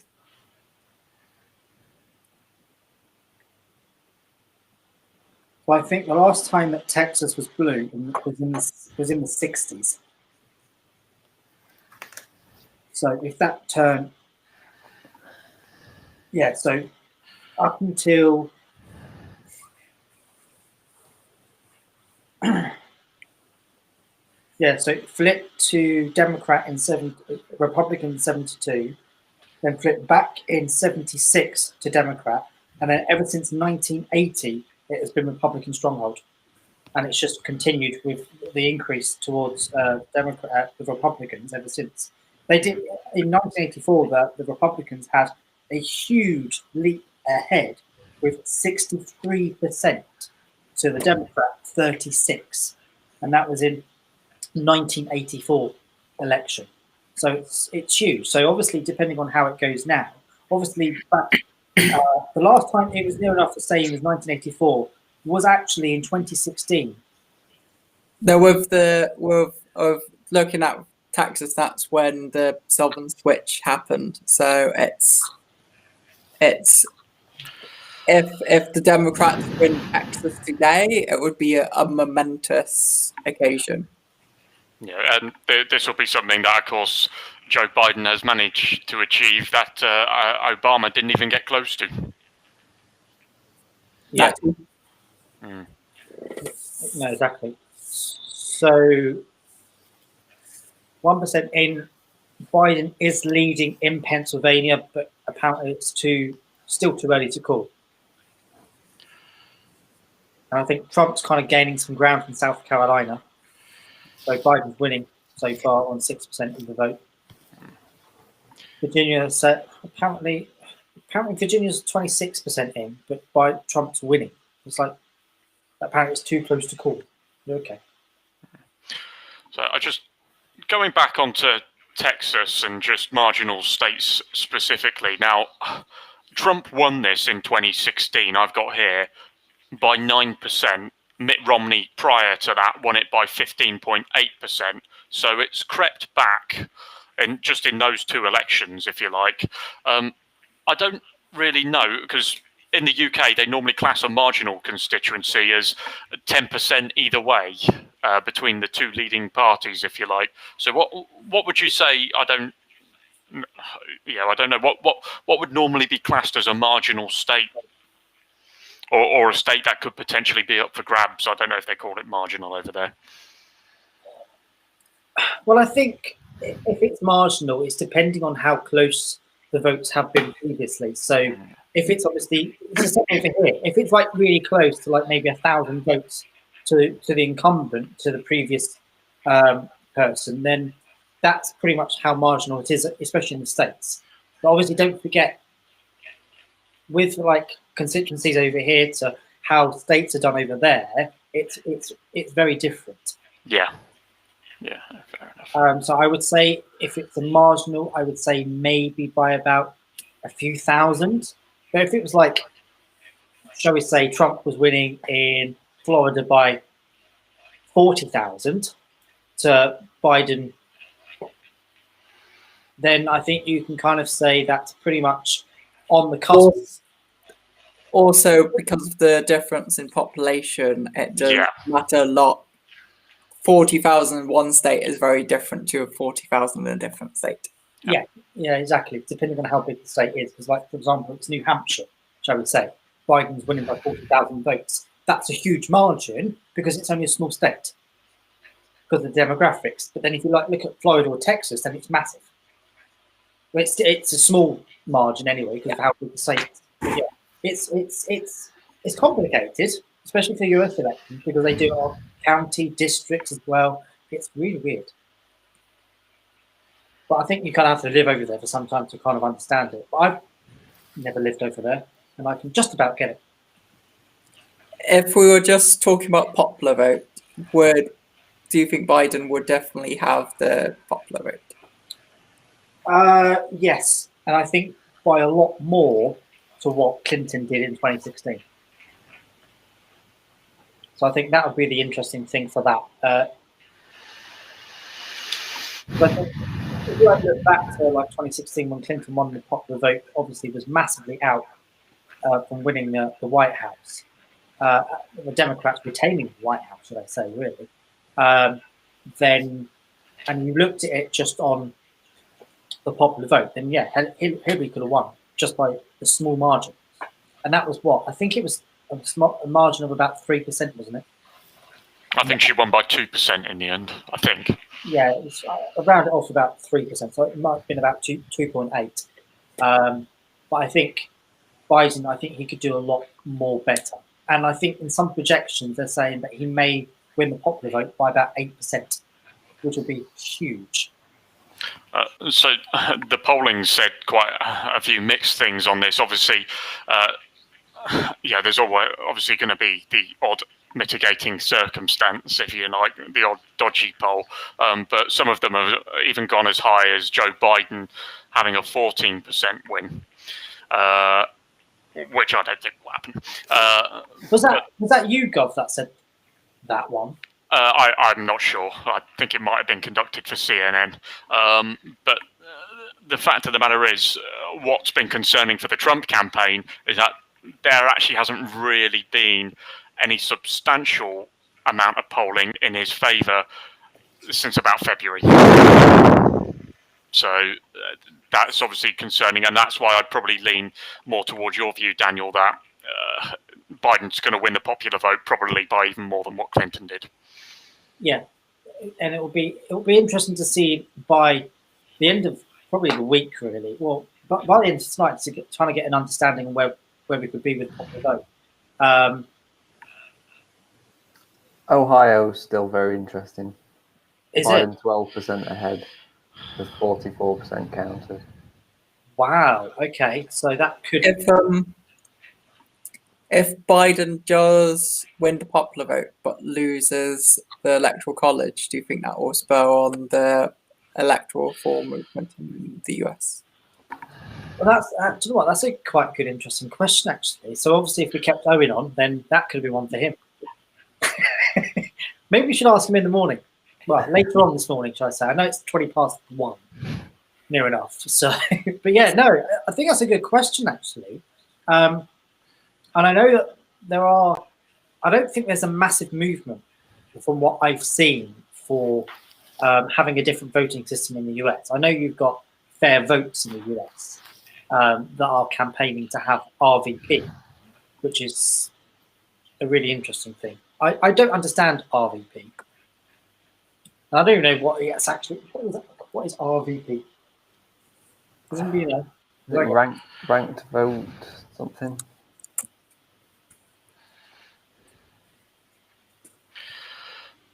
One state, Marcus, maybe you might be able to answer this. One state that I would have been interested in hearing about that we haven't heard much about tonight so far is Wisconsin. It's true. Now, obviously, that's been quite central to the campaign as well. And of course, there's been a lot of the riots, the sort of law and order debate has kind of revolved around that. And I've not really seen any results on that. And I'm struggling, not helped by the fact that my internet is not exactly very good and not loading very quickly at the minute. But I can't see anybody commentating on Wisconsin. Me neither, to be honest. No, I haven't heard anything on Wisconsin yet.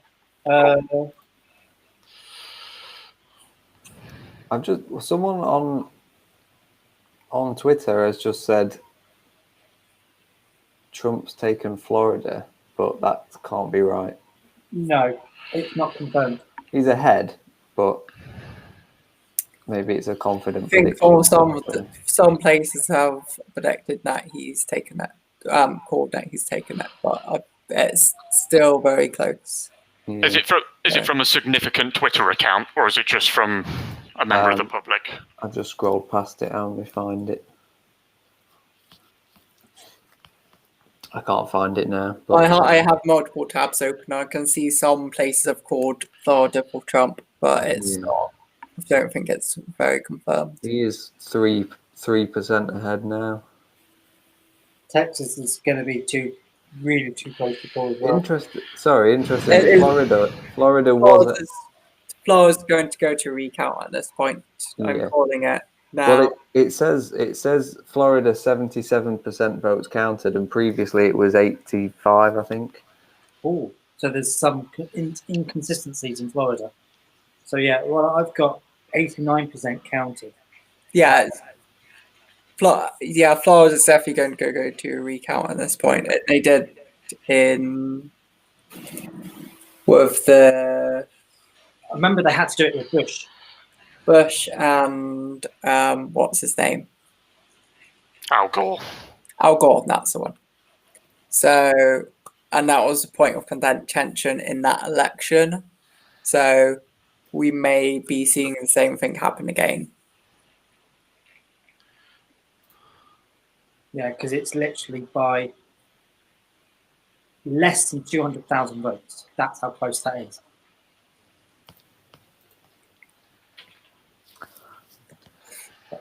Wow. Oh, bloody hell. Right. I'm going to take a quick break because I need to now. So I'll be back in a couple of minutes. Don't worry, I'm not going to shut down. I'm disappearing. We'll just talk amongst ourselves. Yeah, you just talk about yourself. Talk about random stuff about the election. Well, no, I'm the host and I have to disappear. How bad is that? But we might get into a massive argument. I won't come back. I'll put the computer on mute. Maybe try and find some results to talk about. Like, I don't know, for example, I've no idea. I'll find some. 1 minute. Let's have a look.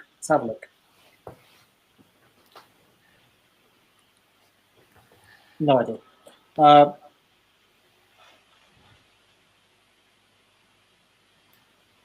Talk about Texas. There you go. Talk about Texas. Right, we're back in 2 minutes. Biden's still 6% ahead in Texas, according to me. I've got less than that, but it's about 4%. Yeah. So, yeah. It would be a very weird election if Biden won Texas but lost Florida. So the average polling spread on Real Clear Politics has Trump ahead in Texas by 1.3%. So that's everything, all the research conducted on it prior to today, if you like. So they're right when they say it's going to be close. 6%, well, blimey, that really would be That really would be a thumping win. But I mean, it does matter what area of Texas has been reported so far as well. For if Austin is reported beforehand, that will favor Democrats anyway. So I've got the area around Houston that's mostly been counted, Williamson County and Dallas. And then there's other areas around Dickens County and Carson County that have been counted as well. Yeah. That Texas definitely looks like the more fascinating state out of them all so far. Yeah, I wouldn't have guessed it would be this close at this point. Ohio as well, still Biden 14% ahead. Half the votes counted. He's been that far ahead pretty much the whole time in Ohio, which is interesting. Ohio is definitely a state to watch at the moment. Yeah.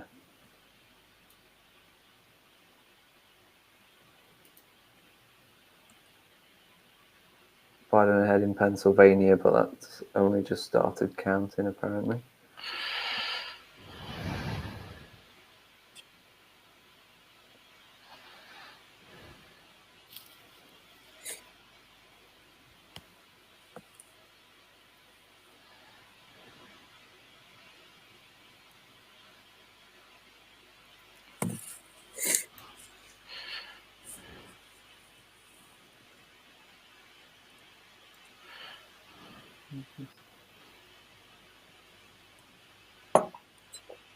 And I'm back. He's back. So yeah, no.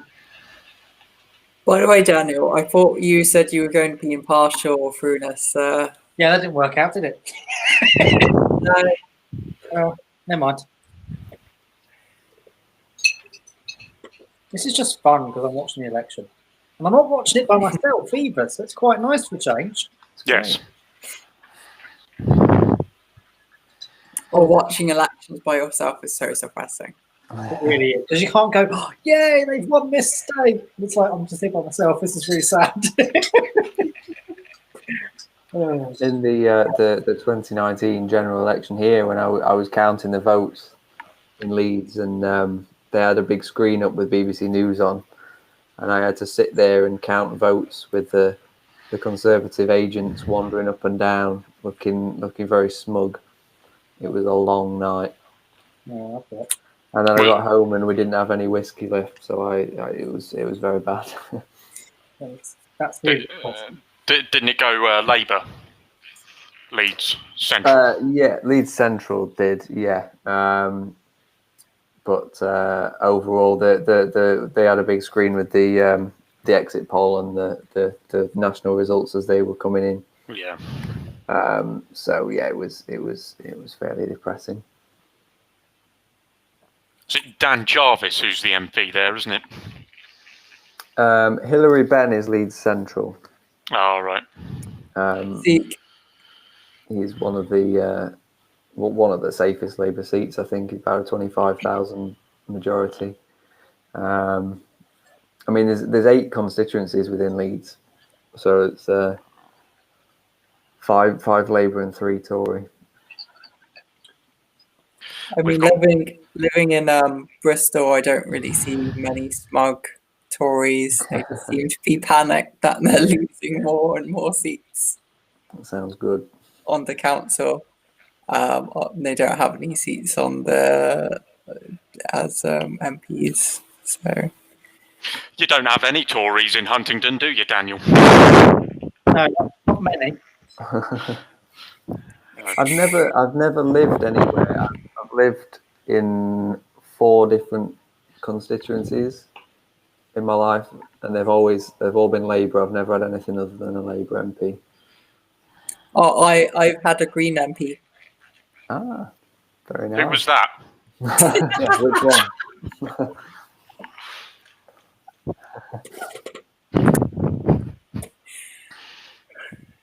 If only.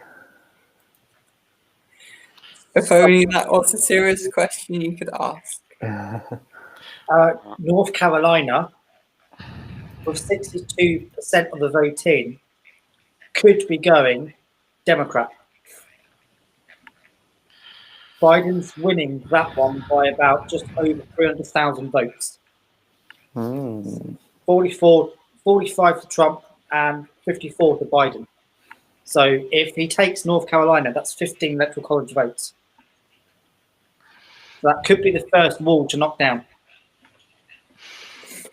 Interesting. especially if he doesn't win Florida. Yeah. So, but this is why it's really interesting, because obviously you don't have one route to the White House. You've got several, especially for Biden, but it's mainly because of Trump needs to keep hold of Florida, Texas, Pennsylvania, Wisconsin, Michigan, Ohio, and Iowa. It's those 7 are going to be absolutely critical to Trump to keep the White House. If he doesn't, then it's just going to be incredible. Popular vote is literally still so close. It's ridiculous. It's 0.7% difference between the two.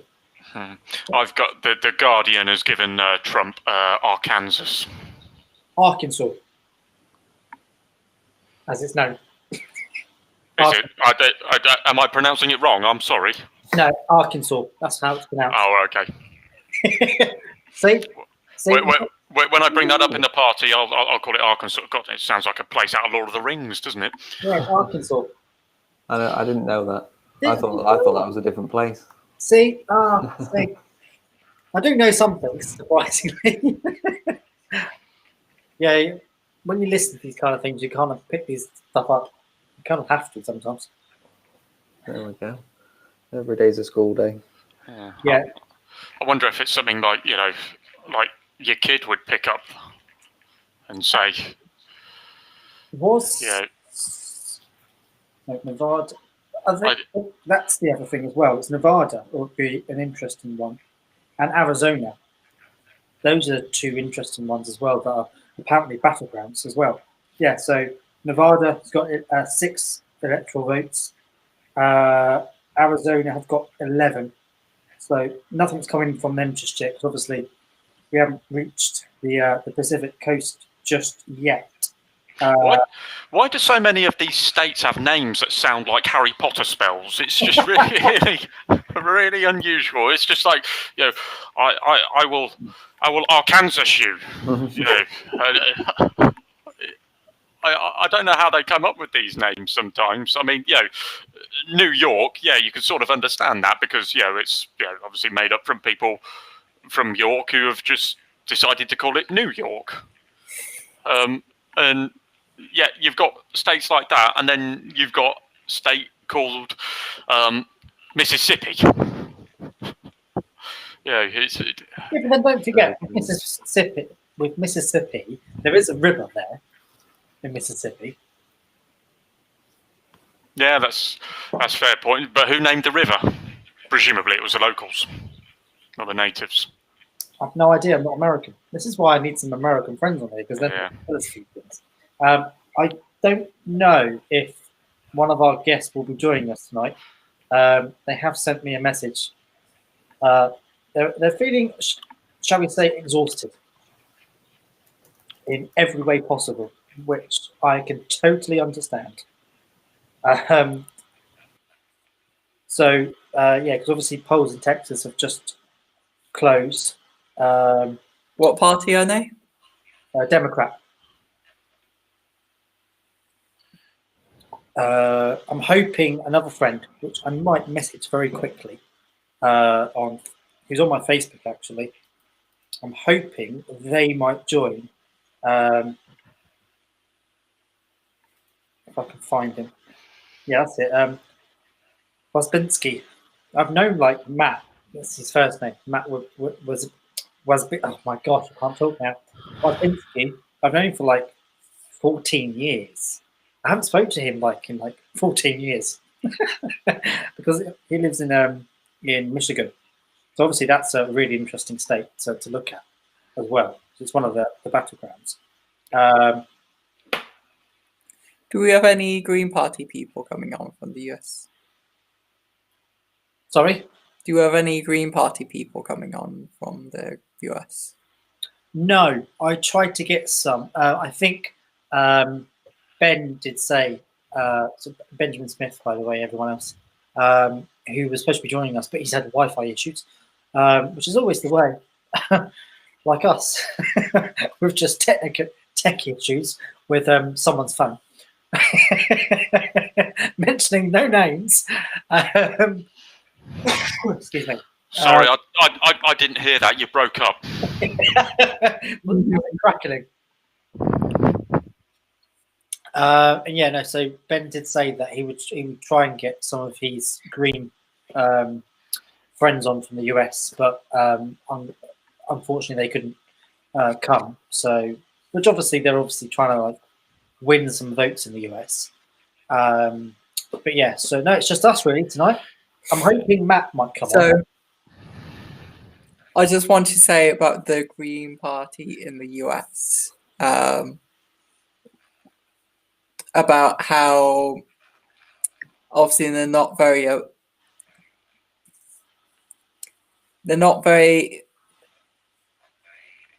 Us? Yeah, they don't do very well electorally.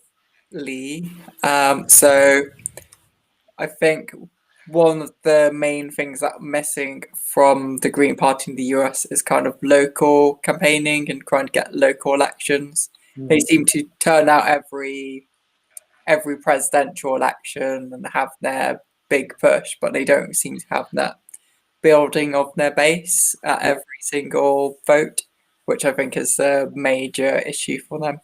Can I? Yeah, I just want to follow that up. I'm not going to be able to say much on this issue because I think what you've just said there has summed it up. The fact that had Daniel not mentioned the guy's name, the Green Party guy's name over in the US, I wouldn't have had a clue that we were even standing there. And I would like to think that I've been more informed on the US election than most. I mean, we haven't even seen them on our Facebook pages or in our Facebook groups, where, you know, in contrast to 2016, it seems very unusual because I heard quite a lot about, I think it was Jill Stein back then. Jill Stein. Yeah, really weird. So, yeah, maybe that's what they are missing, which is grassroots campaigning over there. But, yeah, I kind of wanted, Daniel, you don't mind if I just sort of bring up another topic in conversation. Campaigning in the US, I kind of get the perception that there's not the kind of door-to-door campaigning like there is over here, in particular in rural areas in the US, because obviously that would just be knackering. I mean, there's not much door-to-door knocking in rural areas here anyway, because most of them are Tory. But yeah, what I'm basically getting at is that in Florida in particular, a lot of the properties are far more spread out. And therefore, you know, going door to door, you probably would cover, say, I don't know, a mile, and you would have knocked 100 houses in Florida, whereas over here, you probably would have knocked 300. I just get the perception that it's very different. Well, no, it's not, because I think if you think of it on a demographic side, if you've got 100 activists out or 1,000 activists out going out in a county, you're going to get quite a lot done. So obviously, if you compare it to it's very difficult to compare it to how we do it here in the US, in the UK, to how they do it in the US. It's quite similar, but I think with density of housing in the UK is much easier to what kind of how the US is, because they have bigger estates, for example. So it's still possible, especially if you have high amounts of activists, especially like if you look at like the Democrats and Republicans and how big their membership is and how big their activist base are. Yeah, they seem to have a lot more poster boards out there though than we do. Catherine. Yeah, so I was going to say, if you look at AOC's campaign, that is something that the Green Party in the US should be replicating and turning out like every single election that they can. And I have not seen that from them at all. No. and I think that's the major problem for them as well. 'Cause I think, from my memory, they have approximately about 150,000 members. I'm gonna have to check it out. Actually, I can't remember off the top of my head. Oh no, Well, in the 240,000 membership. That's what they have. in the popular vote at the moment, they have 53,000 votes. And what do they get? Do we know what they got in the last election? I will look it up. I can't remember. Oh, here we go. No, I found it. 1.4 million. It's pretty much, that's what we got in 2010.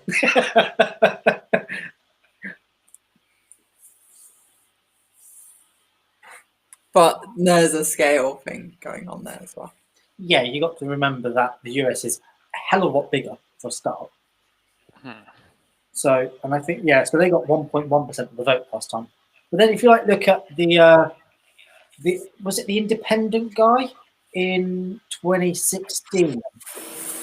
I think it may have been. And I mean, the Green Party is still the fourth biggest party of the Libertarians as well. Yeah, that's very, very true actually.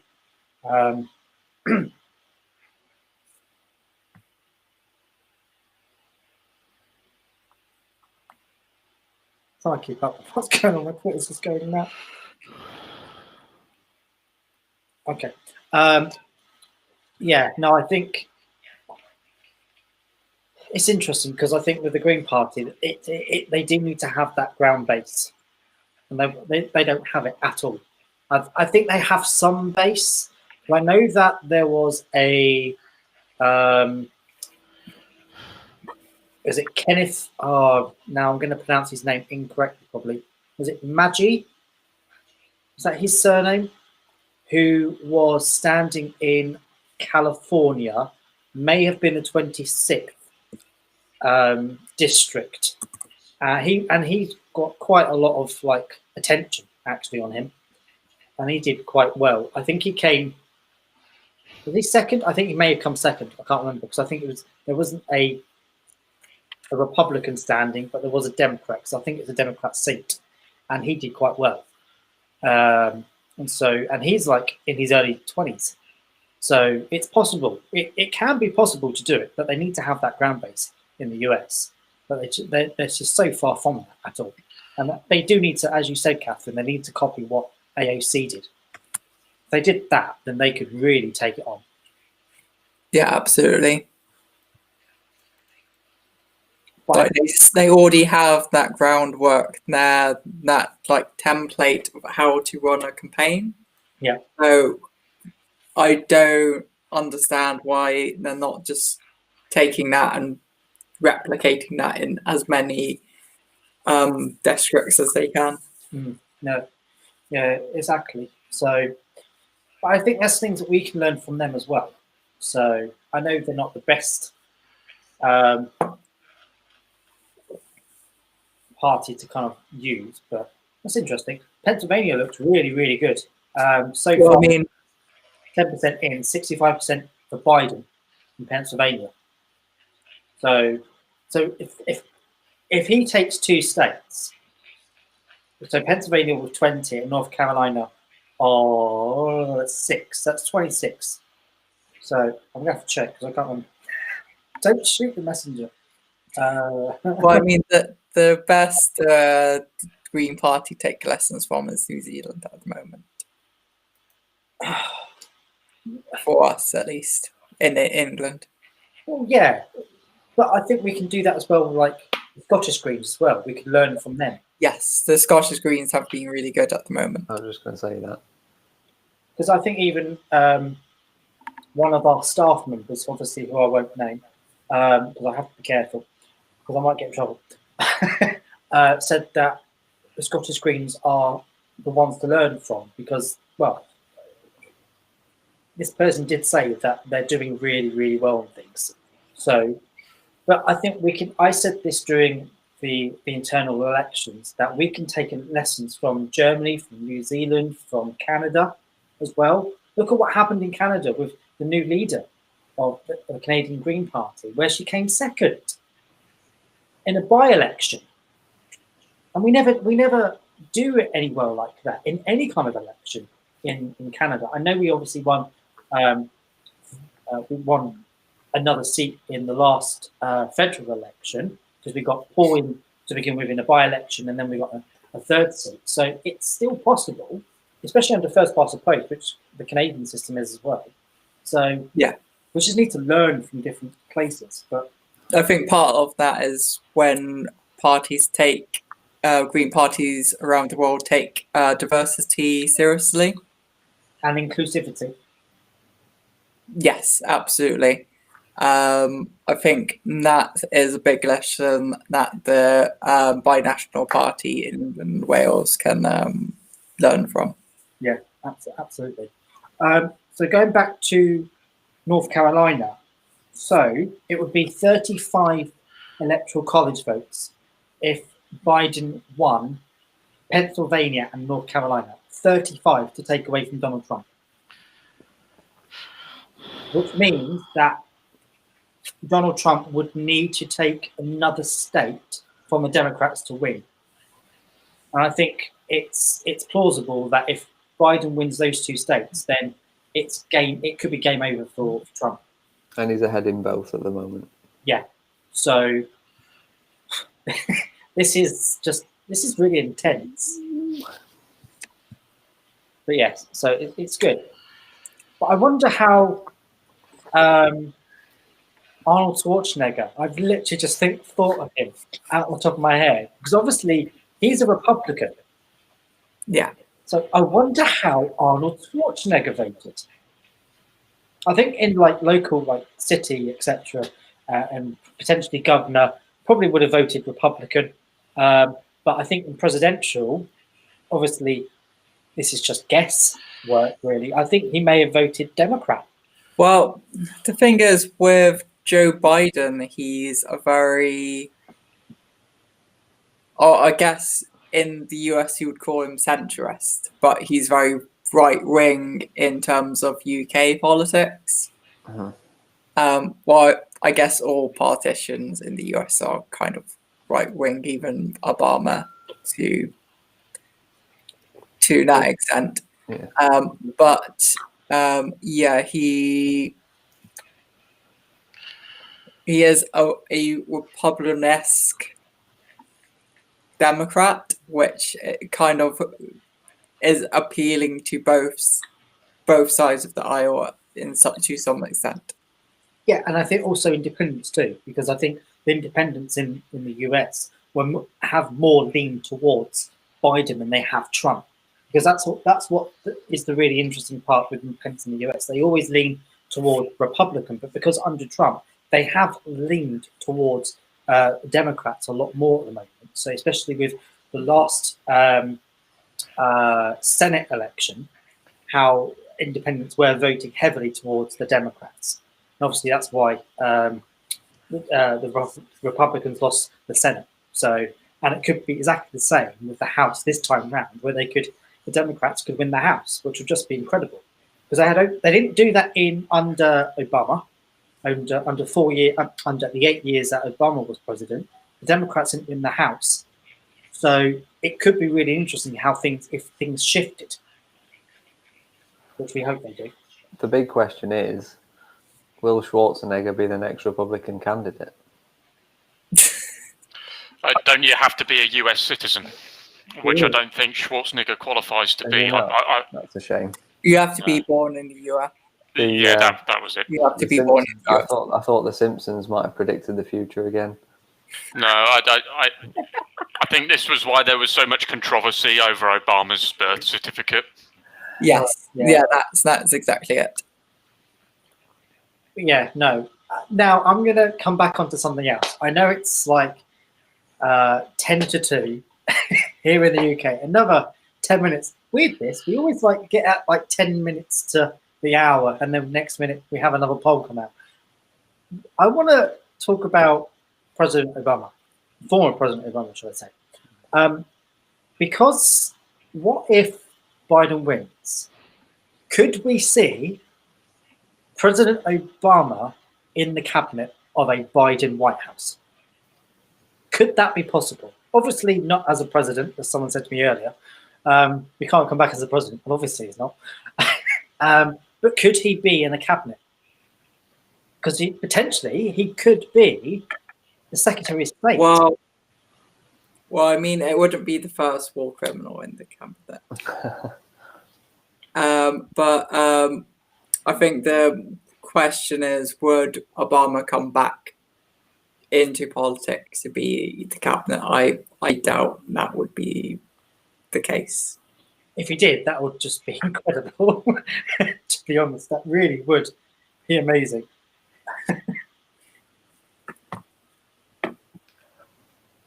I'd like to see him come back in some form or another. Well, I think I'm not going to lie. I think I'm not very old, but out of all the presidents and prime ministers I can remember, he has been by far and away the best leader we've had. Certainly the least worst, if you want to look at it from that perspective. And I think if you read some of the books and the sort of insights of Obama and how he's managed things, and then reflect them on the books and the insights on how Trump's managed things, they're two completely different perspectives. One's basically highlighting the difficulties that they had to deal with in government, and let's face it, Obama came into a very difficult scenario. He was handed 2 wars. He was at the back end of a recession, and the fact of the matter was those were just a few problems that he had to deal with. Whereas you contrast that onto the Trump campaign, which is the Trump administration, sorry, they're actually talking about how they're going to solve their own problems that they've caused. That's just in a nutshell. About what they've done. So I don't really get the. So there's a lot of problems with Obama, with him ordering drone strikes and etc. So it's, for me, the US president was, or so what? anyone that has So been what? the US president has been problematic in some sense. So what? I think if you put those drone strikes in the hands of any other world leader, I think they would have given the same thing. Anyway, I'm gonna because this is gonna go into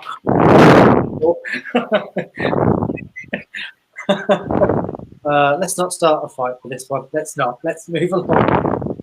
I was only asking if Obama could come back. Why did I ask that question? Shouldn't have bothered now. Marcus, please say something. Interestingly, Biden's still ahead in Texas. No. At 54% counted. Wow. Biden. Oh wow. right over 3%. He was ahead in Florida at this point, and now he's not. So let's not get too excited. Yes, he's still ahead. Biden's still ahead massively in Pennsylvania. Mm-hmm. So this could be on course. I know none of the results for Florida or Pennsylvania have been called by anyone at all, but he could potentially now be becoming the president-elect. I know it's only like maybe 2 o'clock in the morning, but this could be a really, really interesting election. Especially if he takes Texas, for God's sakes. That's just Ohio as well, still 10% ahead in Ohio. what's that? 39, 26, really 60 electoral votes. Ohio is 18. Wow. So yeah, he'll be really storming ahead there. But then he'll need to obviously you've got California to take into consideration as well. But also remembering as well Nevada and I've gone blank. Nevada and the other state, which I can't remember. What's that state called? Too many states. Can't read your mind, Daniel. No, you sure? Yeah, Why I'm not? sure.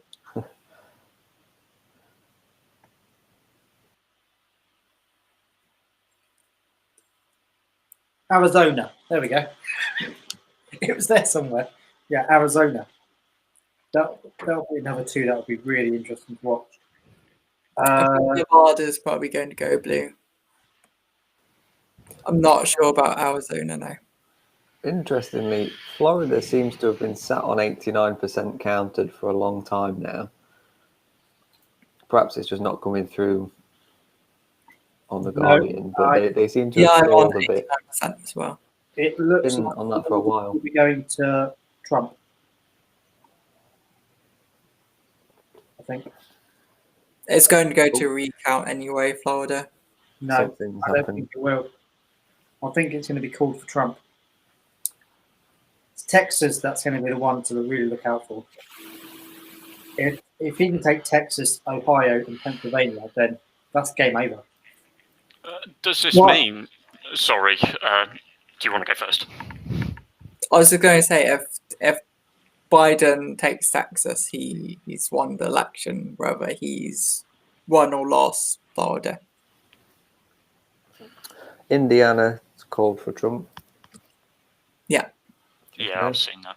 I was going to say, will that make Texas effectively the new Florida, the new key battleground state for forthcoming US elections? I think it would. Mm. But I must admit, the Libertarian candidate is doing quite well in Texas. They've got 73,000 votes. Well, I mean, Libertarians always do quite well in Texas. Yeah, it's interesting how they do well down there. Oh, whoa. So, election officials in Pennsylvania are stating that it may take them till the 6th of November. I know about that. Because apparently, in Pennsylvania, they're allowed to continue have mailing ballots come in until then. What? Say that again, just to make sure I heard that right. So in Pennsylvania, they're saying obviously it'll take until like the 6th of November to count because of all the mail-in ballots are still coming in, which is I think it's the only state that does that. Which is just It's the only place in the world I know that does that.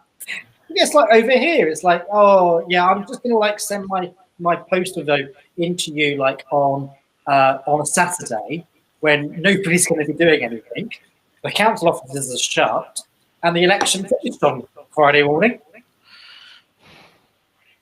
It's insane. It is a little bit, but this isn't America. They like to do things differently. They like to do things big. Apparently, Texas is closing in 2 minutes. So, obviously, I know counting has started, but a lot of that's going to be early voting anyway. So, Yeah. but yeah, How can a state start its counting or publicly announcing its counting before they've closed the ballot? I don't understand. I don't know. No idea to me. It's really, really bizarre.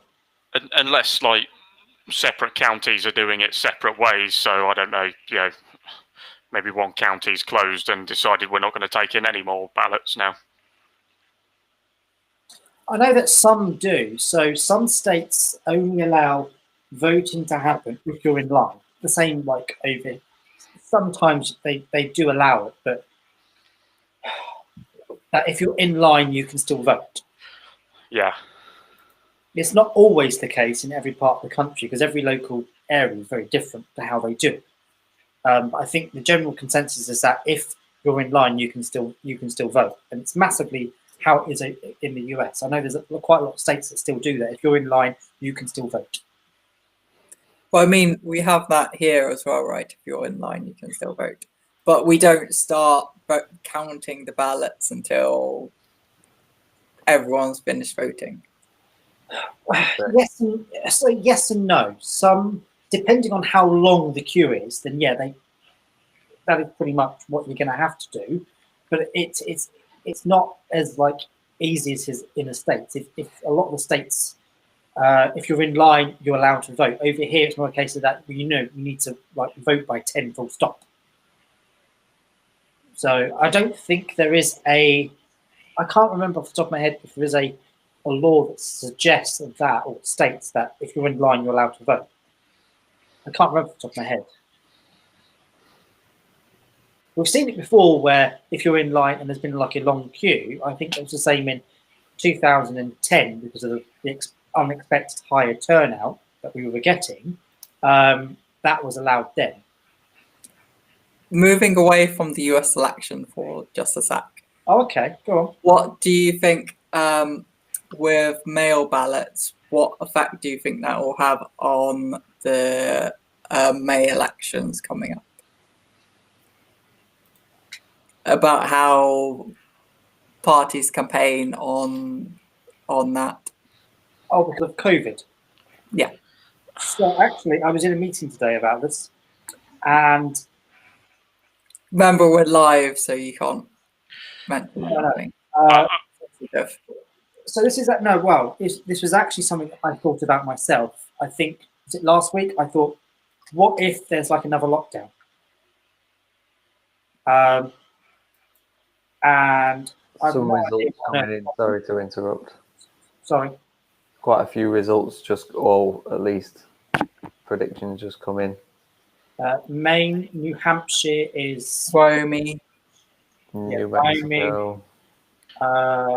It's load coming. My phone's going crazy. North, South Dakota, Nebraska. Yeah. Right, let me. Yeah, South Dakota, North Dakota are pretty much a guarantee for the Democrats anyway because they are strongholds there. Louisiana the same. New Mexico is projected to go to Joe Biden. Don't you mean they're strongholds for Republicans? Well, yeah. That's what he means. Yeah, so North Dakota, South Dakota are strongholds for Republicans, which has always been the case. And obviously New York will go to Joe Biden.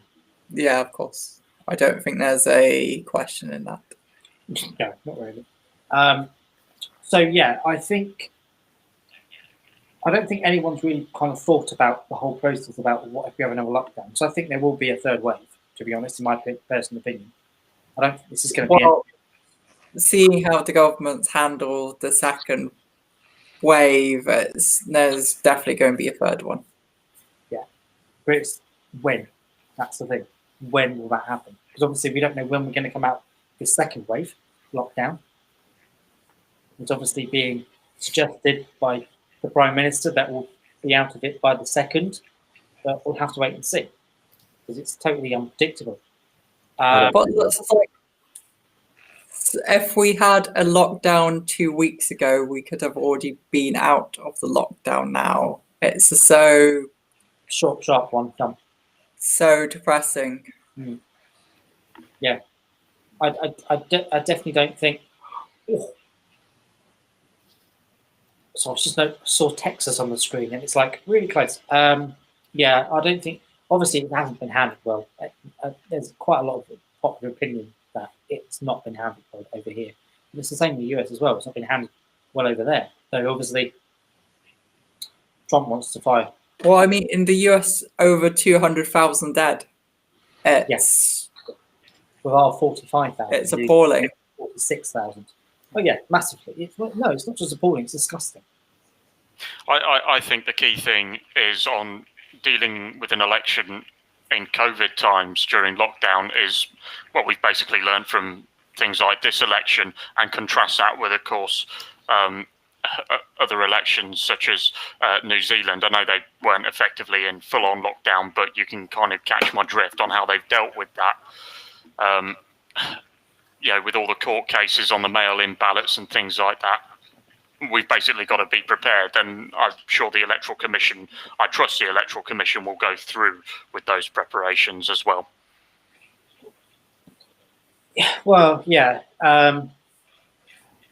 It's depending on how all other parties as well, how they want to take it, because it is more a case of that if we have another wave, then shall we say it happens in just before the end of April or the end of March, then we could be in a long lockdown for then. How that will happen, I really don't know. It will be a mammoth task, because we'll need to then have an upsurge like the US with mail-in ballots that are postal votes. So you'll have to prepare that, which is a task. Could we see the UK moving more towards having postal votes rather than in-person votes? And if that does become the norm, would that be the standard way of voting rather than the... Well, it's an interesting question, really, because if that did become the norm, then political parties would need to campaign a lot sooner, and not just a year in advance of an election. It would need to be at least potentially up to 3 years in advance, which no party could do, because it will be just too long, complicated, and the finances will stretch way too much. So I don't know. It's something that I think a lot of parties would really need to think about moving forward, especially if we could see other pandemics in the future, which I mean, like in the next 10 years. Not. Well, I mean, at this point we should plan for another pandemic, even out of this. It's a good point, actually. Maybe I should bring it up. Well, I think actually maybe it should be a motion moving forward as a party that we plan for pandemics. Yeah. For any eventuality. Well, no, this pandemic was long overdue. I don't actually want to go into too much about COVID, because it can get very depressing very quickly. Yeah, let's not do that. Right? We've got enough as it is. But a pandemic was long overdue. It was predicted a decade or so ago. So it's something we need to plan for, and like we obviously plan for the climate chaos in the Green Party as much as you can plan for it. Yeah. So we should be planning for pandemics as well, because it is a natural thing that will happen. Yeah, no, that is really quite true, actually. So apparently, looking at the tally so far, Joe Biden's got 80 electoral colleges and Donald Trump has got 48. So at least Joe Biden's winning something at last. But we'll see how long that can last for. But yeah, no, I think we are, as a party, we are going to need to really take those long planning eventualities in place now. We're going to have to. Because what if we lose half of the sea coast or sea lines around the country? We're going to have to plan for these kind of eventualities as well, because they are going to have to be taken into consideration, because if they're not, that means we're not being serious. And more immediately as well, boundary reform as well. I don't think we're very prepared for that. Actually, I don't think any party is, to be honest. Well, except the Tories, because they're obviously bringing it forward. Yeah. So they're obviously gearing themselves up for it. But don't forget, that won't happen until at least after 2024, depending on who wins the next general election. But I know as a party we are, which I think we're all fully aware of, we are now preparing for the next general election in advance. Well, also, it's not just the boundary reform for the general election, but also for the local elections as well. Yes. If you look at the unitary reforms. That's a big issue that we haven't really dealt with nationally in the party.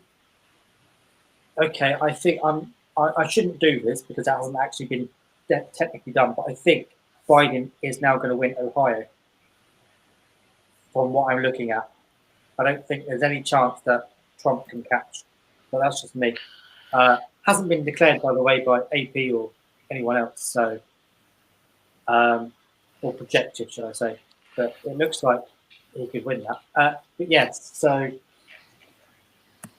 yeah, no. Do you know what? To be honest, we've got to think about, and I think there was some word around about the whole local boundary changes again anyway. So I think as a region we've been looking at that and how is this going to affect us, because it's going to be I know the reasons that like the Southwest has definitely been on top of the boundary changes, but I just don't know if the binational party has been looking at it. I'm not sure actually. Maybe it's something as regions when they have like certain meetings. Maybe that's something we need to look at and kind of bring up with Central Party. Really, because I don't know. I went to the first meeting today for all the coordinators, which was quite nice. But yeah, so well, I was just co-opted by the Southwest the other day, so I don't know much about what the regional parties do, but yeah. Yeah. That will be interesting. But yeah, I need to look into that to see what's going on. But yes, who reckons he's going to win Ohio? Moving on to something back onto the US elections, because I'm now looking at the TV a lot. I think so, although it is close. Like to begin with, it was like 12-14% ahead, and it's now 4%, 5% It's ahead. still too close to call for Getting a bit close. my liking for Idaho. Can't say that state's name. How many pints have you had so far? Ohio. I can't say it anyway. That's all right then. The Massachusetts is the one that I have a problem saying. Massachusetts. Yeah.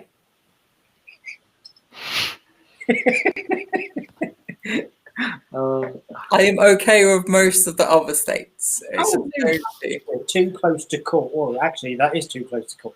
What on earth is going on? New Hampshire is like usually strong Democrat, but dear God, North Carolina is now really too close to call. Literally less than 100,000 votes. What I'm seeing. Maybe I should. Do you know what? This is why I think the Associated Press should have their own news program, because it would be so much better.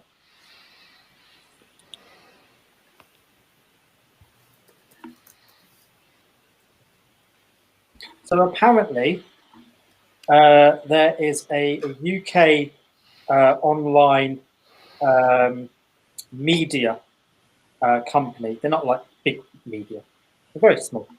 Called The Speaker. I don't know if anybody's heard of that before.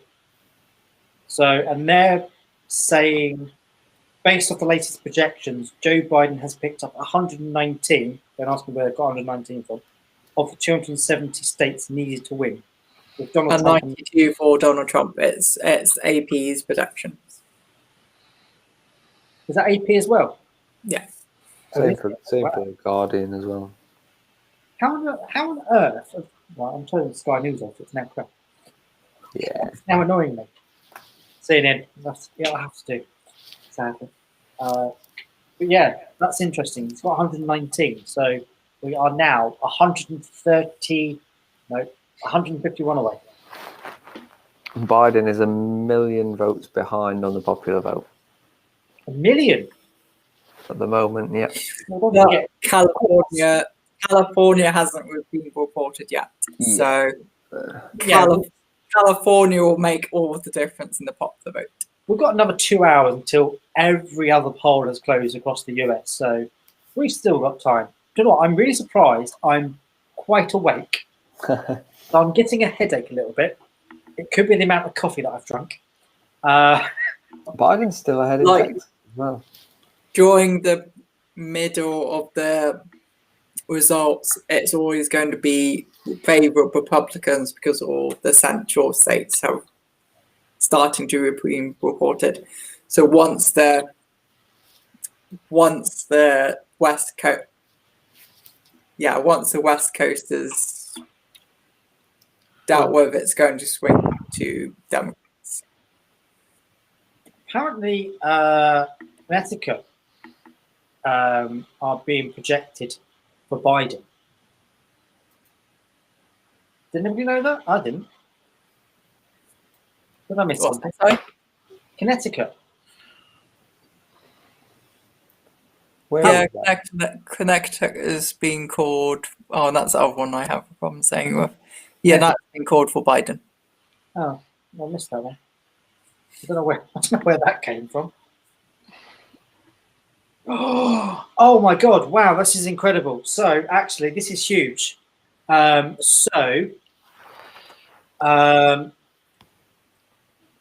Colorado Senate seat. The Democrat has been campaigning heavily to win it from the Republicans, and they have won it. The Democrats have won a seat from the Republicans in the Senate. So that's a swing. That is a swing, 2 to them so far. In Colorado. In Yeah. Colorado. Well, it's 2 across the country where they've actually won. So, sorry, say this is the only seat that has swung. That would mean that it's 52-48, the Senate, in favour of the Republicans. Yeah. Am I right in thinking that? Well, no. Well, this is the Senate, so the Senate is already Democrat. Senate's Republican. Yeah, the House is currently Democrat. The Senate is Republican. Oh, my Yeah, bad. that was how he survived the impeachment trial, ultimately. Yeah. Sorry. So Senate. Well, actually, it needs 2/3 to go through, so it wouldn't have Yeah. gone through anyway. Even though it was a slim Democrat majority. Yeah, sorry. So Democrats have gained a seat and the Republicans have lost a seat. So it was John Hickenlooper was the candidate for Democrats who've now won that from the Republicans. And margin. I don't have that called yet for me, but I have. That's by. I've got something else, but it is being called by a lot of places right now. I'm expecting AP to come out. Actually, no, tell a lie. It is only like 45%, but it's huge. It's like 18%. 18.2% ahead at the moment, so it is looking likely. Yeah, that's massive. That's good though. That is really good. If you're a Democrat. Well, yeah. Yeah, let's keep impartial here. No, We haven't been impartial for this whole thing. we haven't. So. I mean, look at my t-shirt. Come on. I mean, Oh, yeah, that is true. right-wing BBC. But it's the same for the House. Well, I do love that no one's happy with the BBC at the moment. No, I can't believe they did all that. It's just ridiculous. Well, yeah, let's not go through the problems of the BBC. Yeah, that's. Well, could we go back on to, because I think one thing that got very, very quiet during this election was the talk on impeachment. And I thought that was going to be a key factor. If you look back at the start of the year, I thought this was going to be a key factor. Now, if Trump gets re-elected, say, we still don't know, I still think it's in the balance, he will be the first impeached president to be re-elected. Likewise, Yeah. if he doesn't get re-elected, it will be the first president in my memory who doesn't get re-elected, basically. So either way, this election is going to be a record breaker. No, that's actually a good point. Actually, Nobody's. Well, I don't think he's not the first president ever to not be re-elected, but in like No, in my memory. yeah. And my memory is, well, not brilliant, but it's all right. You know, I was only 1 year old when Bush Senior got chucked out, so you can't really expect me to remember that. Yeah, I wasn't alive then, but yeah. I don't think I was either, actually. Yeah. So you two definitely won't remember it.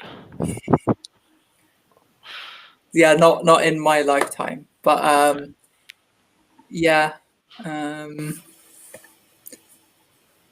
But I don't know if that's been the norm throughout the US history.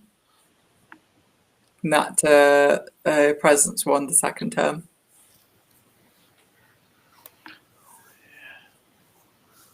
I don't know. Maybe we should get a figure up on that. What? Because of impeachment? Well, I think I mostly wanted to talk about the impeachment, actually, because I'm not going to lie. I think there are a lot of factors around that could have been dealt with a lot better than what they were, basically, by both sides, but in particular the Democrats, who dithered it completely.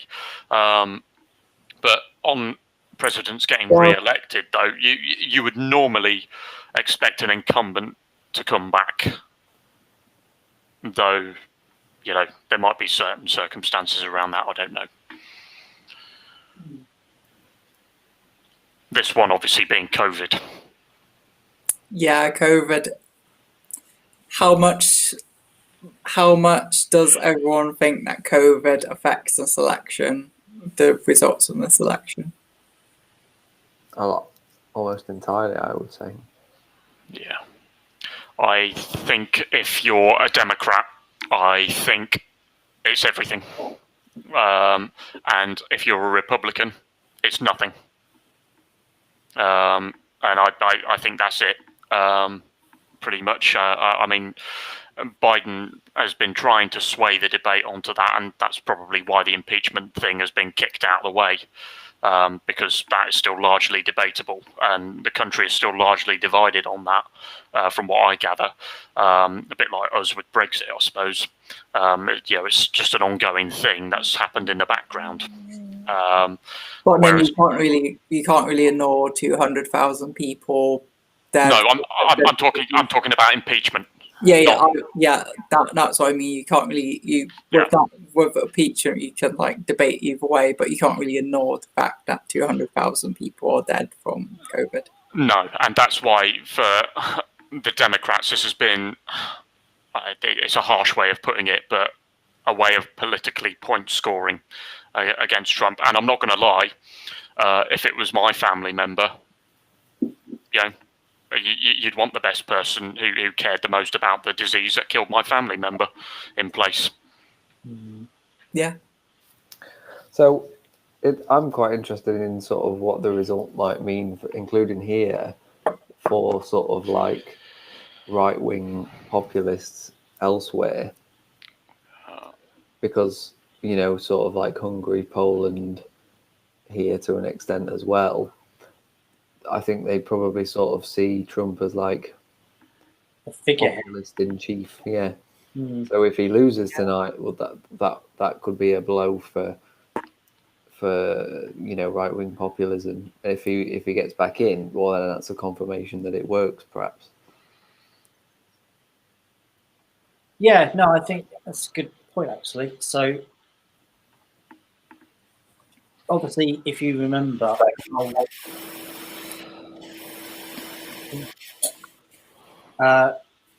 How obviously Trump kind of like won the election. A lot of it was down to Steve Bannon, in a way, because he's that kind of figurehead of what he said to a lot of populists in Europe a few years ago, that they're going to call you xenophobist, they're going to call you this, that, and the other, but wear it with a badge of honour, which is disgusting beyond belief.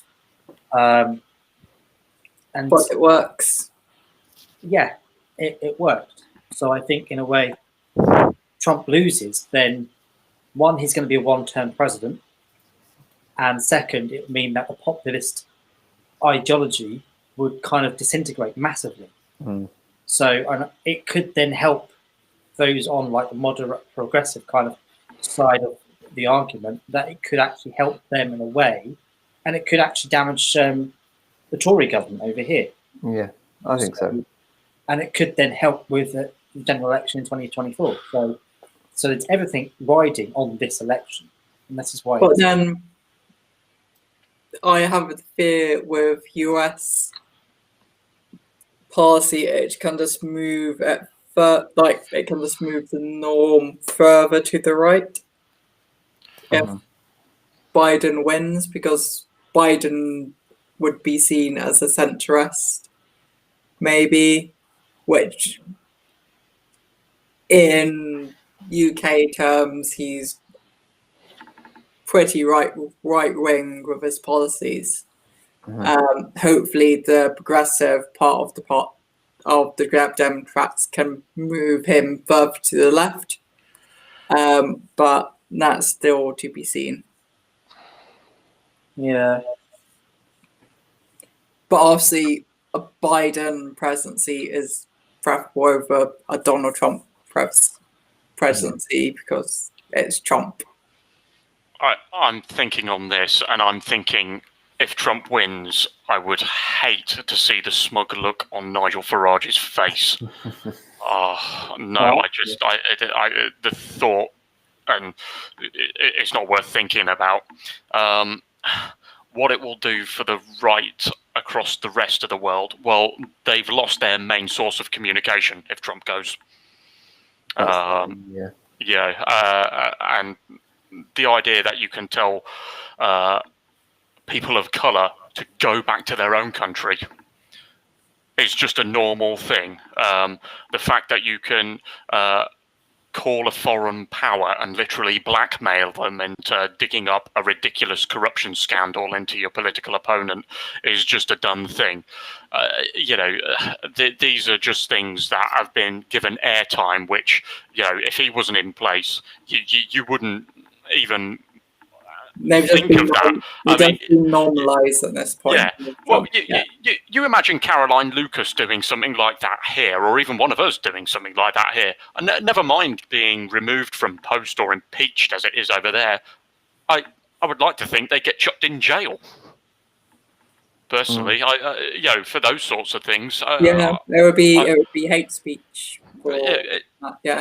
It's one thing why I absolutely detest Trump. It's because everything has to be extreme. It has to be two ways and divisive. It has to be self-centered and about him. And we've lost that impartiality for definite now, haven't we? But the fact of the matter is,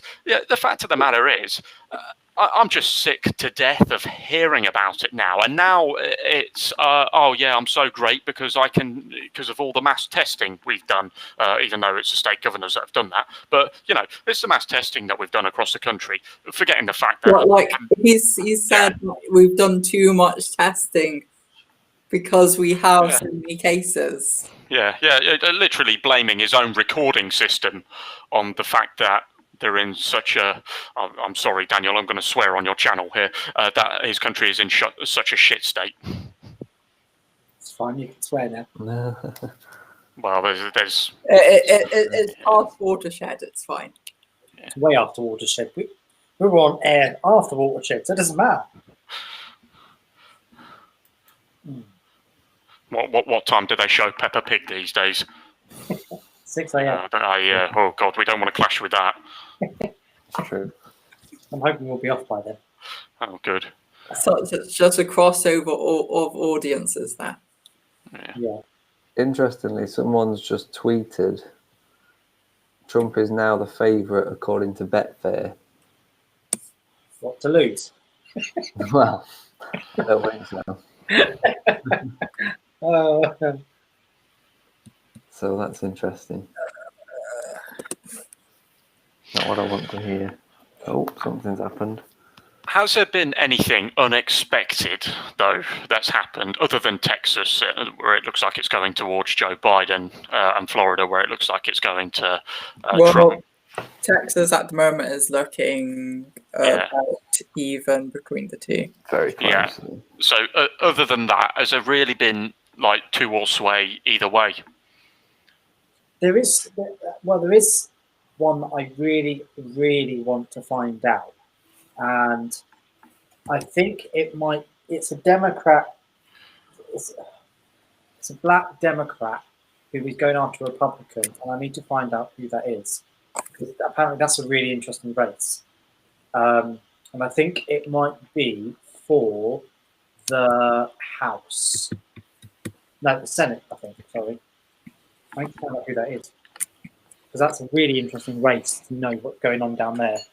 Oh, you know, like, So looking at Betfair at the moment, they're at about even, and that's across the board as well. So I probably shouldn't quote just random people off Twitter, to be fair, but yeah, so the betting sites are about even between the two of them. So that doesn't give us a very good indication of which way it's going.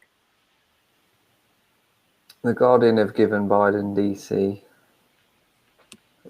It looks like Texas has swung back towards Trump. thank you, that's crossing news. Yeah.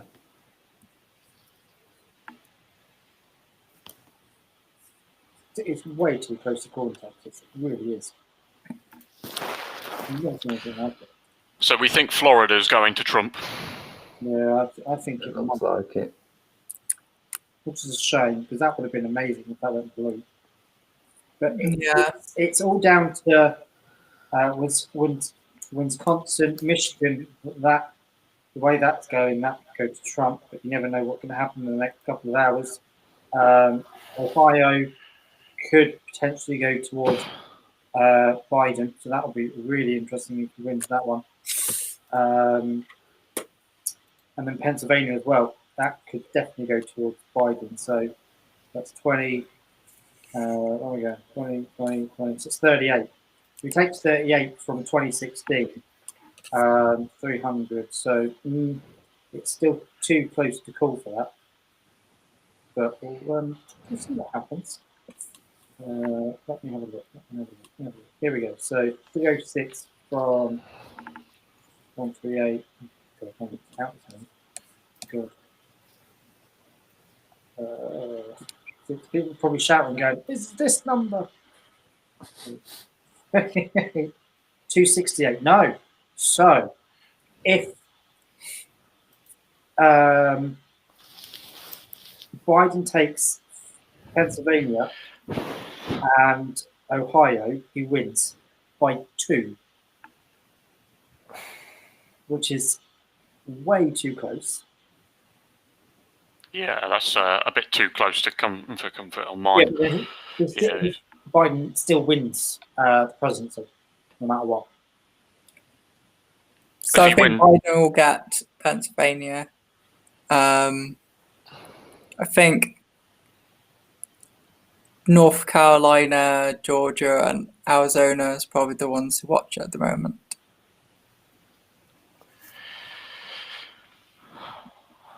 So, sorry, he's probably lost Florida. We can give up that for a minute. We don't need to watch that for the time being. Texas we're still not sure about, but we think it's probably going to go towards Trump, which is pretty much what we've been saying throughout anyway. We perhaps got a little bit excited in the middle. But we still think that Pennsylvania and Ohio are the key states that are going to give Biden the presidency. Well, I'm just getting I don't know if this right. Have we called this one yet? I can't even remember what we are. Apparently there's a projection coming out that Biden will win Colorado.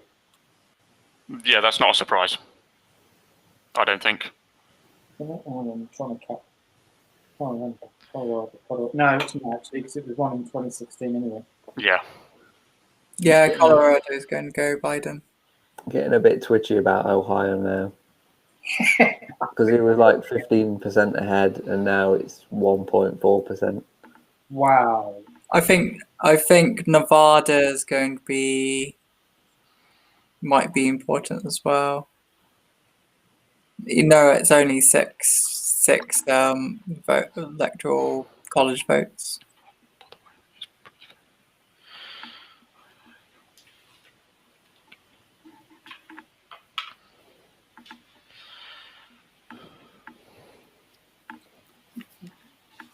Yeah, it's like 1.8 in Ohio.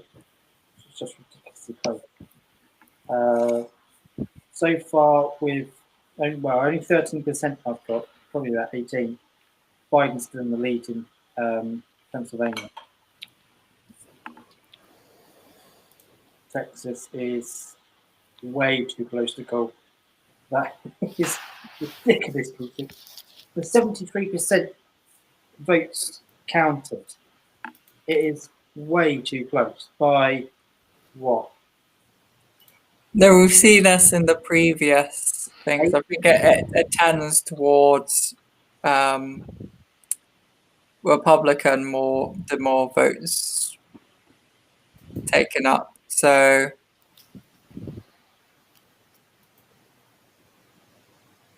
I don't know if Texas is that close.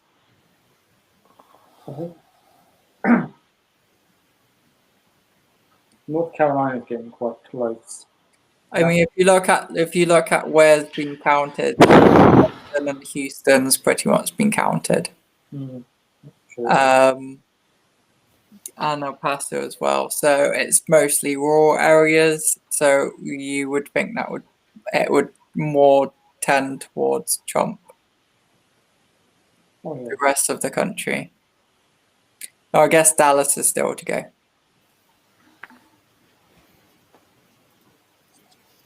I think Dallas is going towards Biden.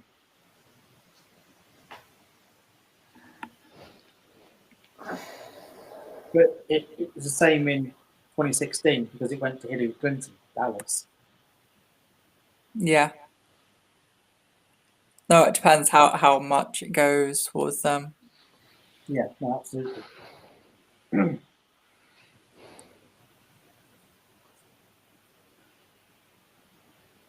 Oh, it's getting cold in here now. It's noticed. It's chilly. Associated Press have tweeted out saying the United States Postal Service said it could not meet a federal judge's deadline to sweep processing centres for undelivered mail-in ballots, arguing that doing so would disrupt its election day operations.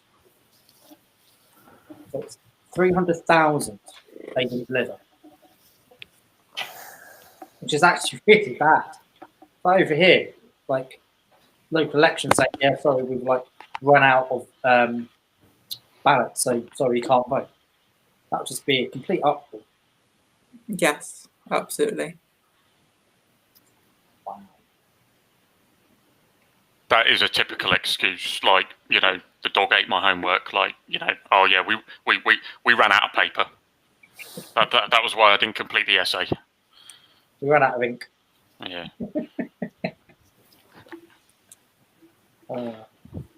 Wow, Florida. 93% in, and it was literally 300,000 votes between them. It's crazy. North Carolina looks still way too early.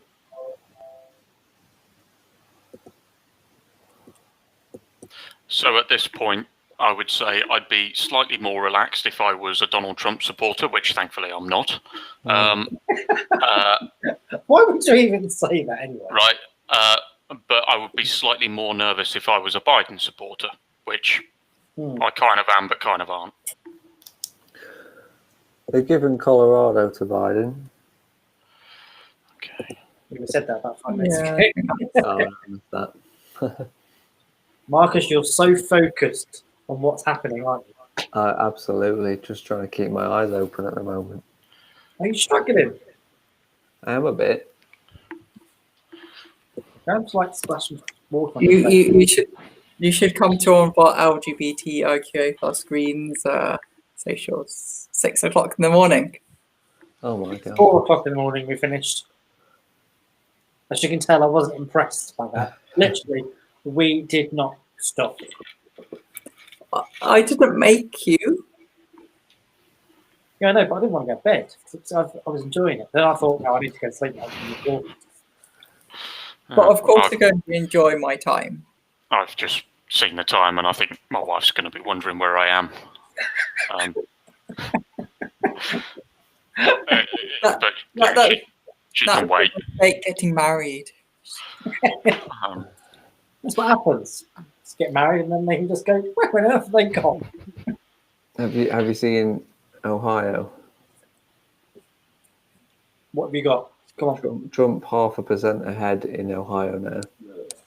I've got 0.1% per head. This is just nuts. Oh, no. Yeah, now it's changed with 70% of the votes counted. Yeah. Yeah, Ohio is just way too close to call. I think we'll know more of a better result if there was a kind of a gap. I think it was like 90%. But there's going to be, I think there's going to be quite a few court cases coming. I don't think this is going to be the end of this. And it's now 20. We know Trump's going to challenge the result anyway. I don't know. He changed his mind today. That I'm going to see what happens. So why has he all of a sudden changed his mind from yesterday? So yeah, it's interesting. Obviously, I'm going to go for a bathroom break again. Wow, that's what happens when you drink way too much coffee. You drink way too much. Oh, right, I'm going to go for a bathroom break quickly. Does anybody else need a bathroom break afterwards? I'll come back. Oh, what you keep going? Maybe I need to go get myself checked out by a doctor. Catherine's going, maybe, yeah, you do. So, assuming Biden wins all of the declared states from AP and all the Western states, you will only need 65 more electoral votes to win.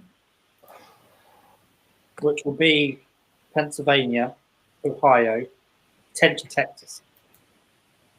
That will take them over. But then, That's a big ask. Texas, you can take potentially Nevada and Arizona.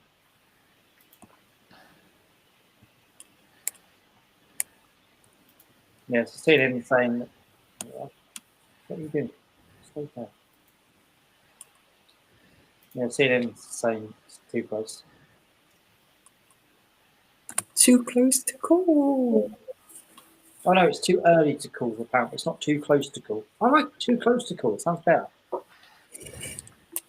Right, I will be back in a minute. I'll be back in 2 minutes.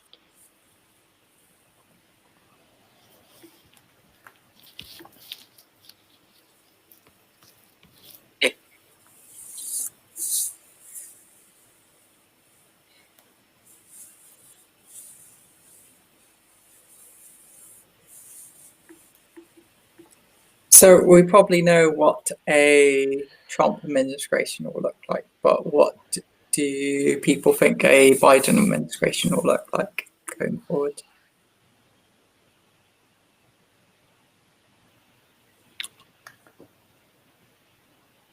That's a good question. Yeah, I think that silence pretty much answers that.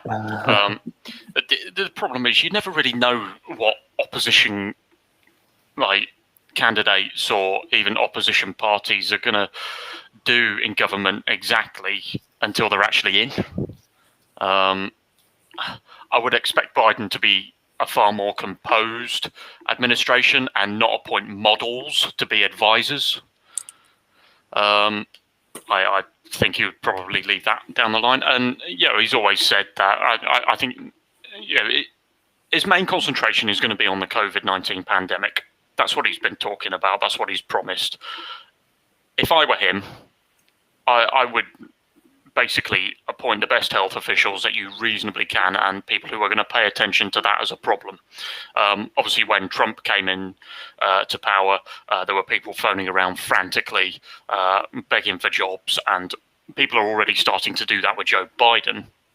But the fact of the matter is, Joe Biden, giving him a really big compliment here, he's got 47 years worth of experience in politics.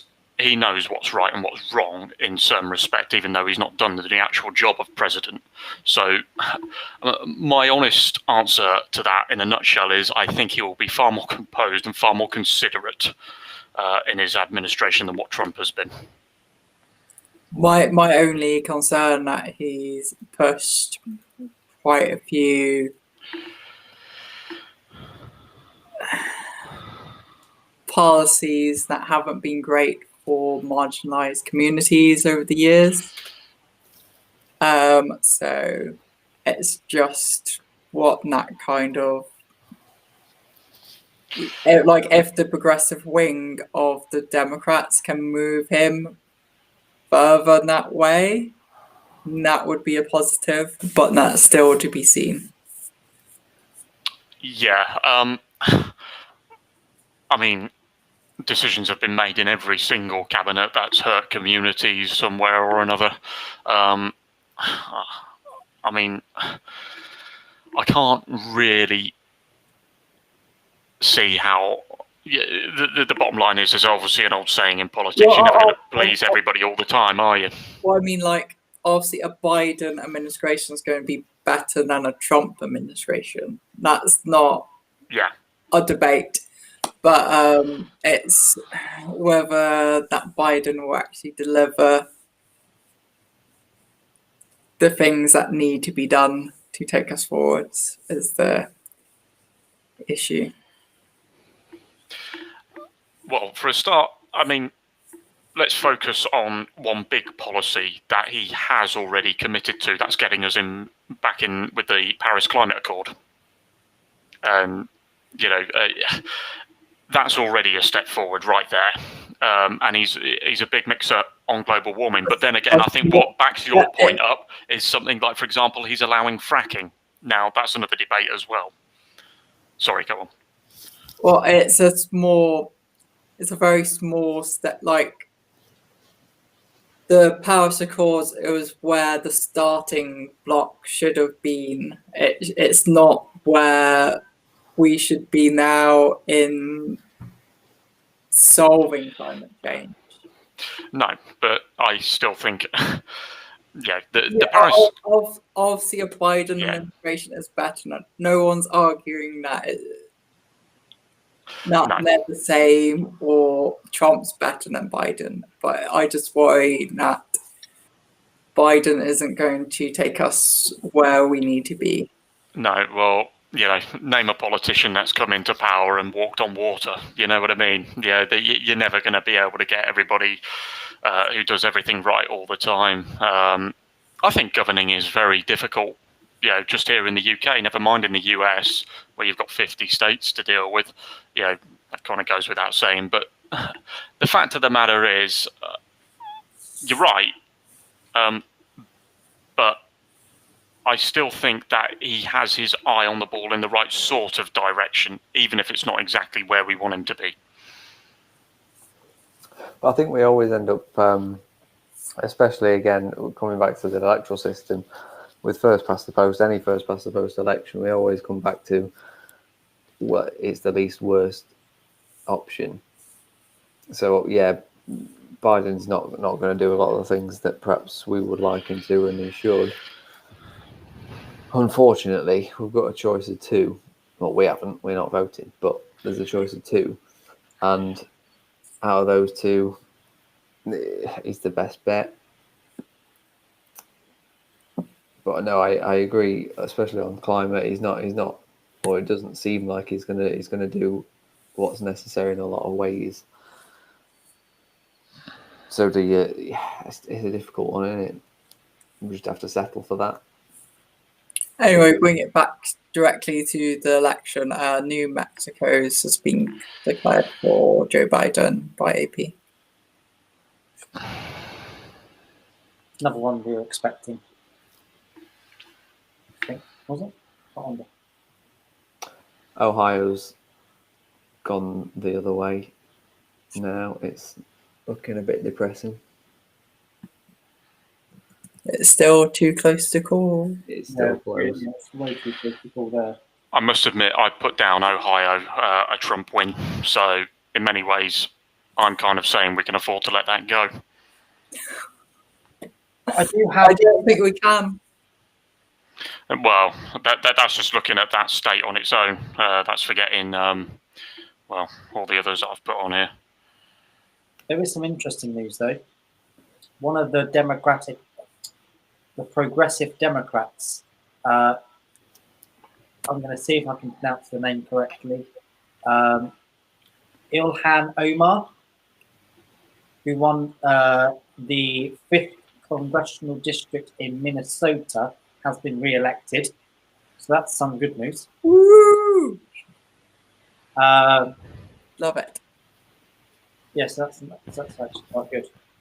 The next poll closes in 10 minutes. The polls, shall I say, not poll. California's next. That's it. So we'll start really seeing things change now. But obviously, there's 7 states that are too close to call. Yeah. Hopefully, I mean, yeah, it's now looking like he's not going to take Florida or Texas or Ohio. Pennsylvania's closing up as well. But even without those, he can still win the election. Yeah. Biden. This is really quite way too close. I think we got a bit excited early on, didn't we? Yeah, we peaked too soon, as they say. But I think Yeah. hopefully once we've got some more results coming in, then it shouldn't be too bad. Oh, that's good. Democrats have taken North Carolina again as governor. That's what I've got. It looks like New Hampshire will definitely be going to Biden because there's like 20,000 votes between them. But they're still too close to call, apparently. Florida.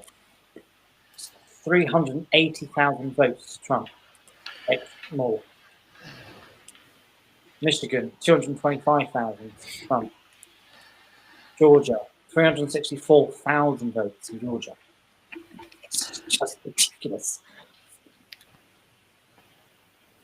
You know what, Daniel? I should have done a before and after of your face. Like, you know, here's what you look like at the start of the night, and here's what you look like at the end with bags under your eyes. And, you know, I know, tell me about it. I'm grateful I turned my camera off. No, I'm all right. I'll keep going. To be honest, I only had 5 hours sleep. So, Why I wear glasses? yeah, should have worn sunglasses, really. You can't see my eyes on the reflection. That's why probably Marcus has got a cap on. I just desperately need a haircut. That's basically what it is. But you know, multi-purpose. You've got till Thursday. Yeah, that's not going to happen. You've only got till today, and that's it. Grow your hair out. It's fine. Yeah, I did that once before. I looked terrible, but there you go. Yeah, I did that the last lockdown. Oh, God, that was awful. Oh, hated that.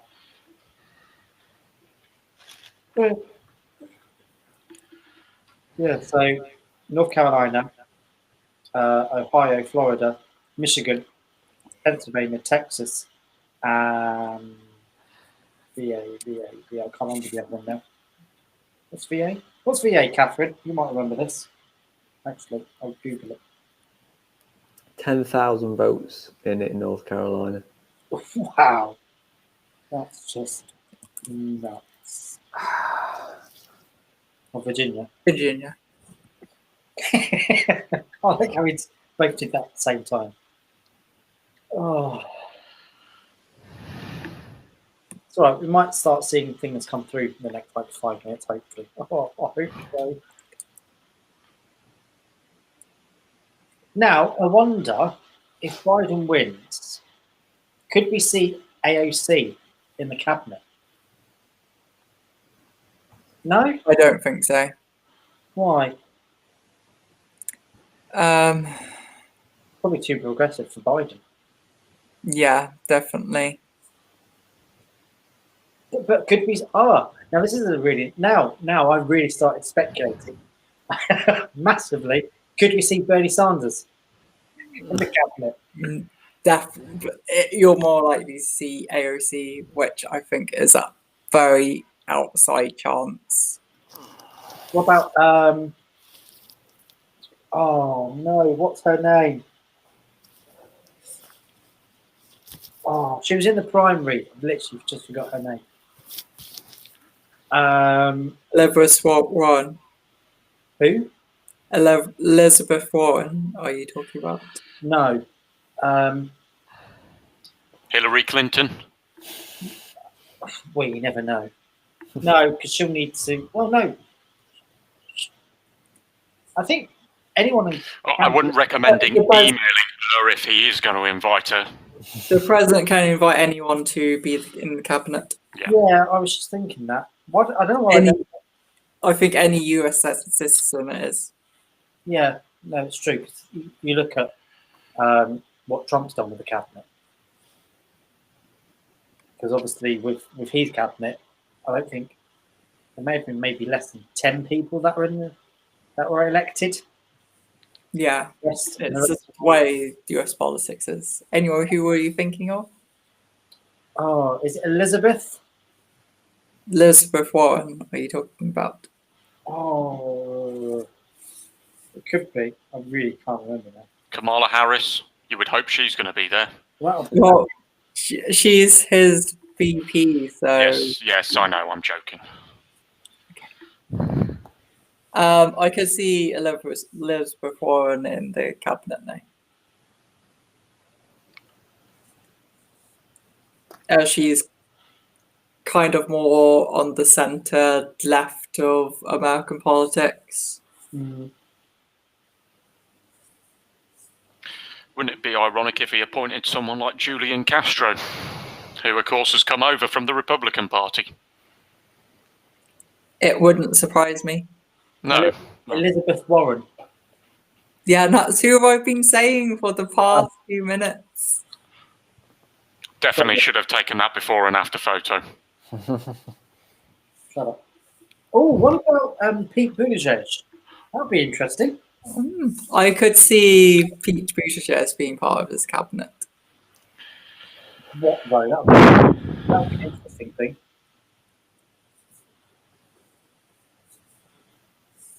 Yeah, you've got a few people that could be in the cabinet. Does anybody remember Tulsi Gabbard? Oh, what's his name? Michael Bloomberg? No, Bloomberg. Yeah, that would be a very bad move politically.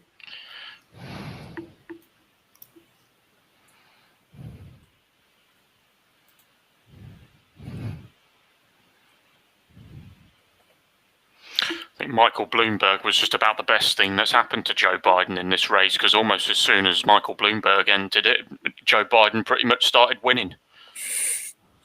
Yeah. That's true, actually. Yeah, he came on the scene. That was it. The whole thing was like, it was like everybody just thought, oh, hold on a second. I'm not quite sure if I like him. What's the best way to get rid of him? Yeah, but don't forget, though, Bloomberg spent millions on Joe's campaign. Yeah, well, he has now that he's not running his own. Well, I think not long after I think it was like when Biden was nominated. That's where like Bloomberg literally started pouring money into the campaign like nothing. And I know that Biden put a lot of adverts in Pennsylvania, and I mean huge amounts of adverts in Pennsylvania. They know that it's a huge state they could win. But don't forget, it's still 3 o'clock. You never know what matters. On that subject of Pennsylvania, there's now 0.1% in it. Yeah, I've just seen that. Jesus. Is AO, is Talk- AO sorry, no, I was going to ask quickly, is AOC up for re-election this year? No, no. she's in the house, right? Yeah. Yeah. So yeah, they're elected every 2 years. Oh no. It's depressing now. Lindsey Graham has been re-elected. That's disappointing. Well, he's always going to be re-elected. He's like the God, I thought you were talking about something serious then, like, I don't know, Biden had lost California or something. Biden lost California. I'll be stopping the call when I'm going to bed. Anyway, going back to the cabinet. Yeah. Would you see Andrew Yang as part of the cabinet? Oh, God, that's a name I haven't heard in some time. Now that would be interesting, actually. I think he could be. Is it business? I think he'll be better for business. Whatever that department is, I have no idea. Right, so Iowa, too close to call. Nevada, too close to call. Trump's won Kansas. Utah, too close to call. Montana, too close to call. It's going to be a long night. This is going to be a long, long night. That's ridiculous. Too close to call. So, I think 4 o'clock is when we get California, Washington. So we don't get Hawaii until 5. We don't get Alaska till about 4:30, 5 o'clock. But obviously, Alaska will go Republican anyway, because that's where, don't forget, former vice president candidate for the Republican Party, Sarah Palin, was in 2008. Yes. Well, I mean, we can assume that like California, Oregon, Washington, Hawaii, he's going to go Democrat. Yeah. So California is.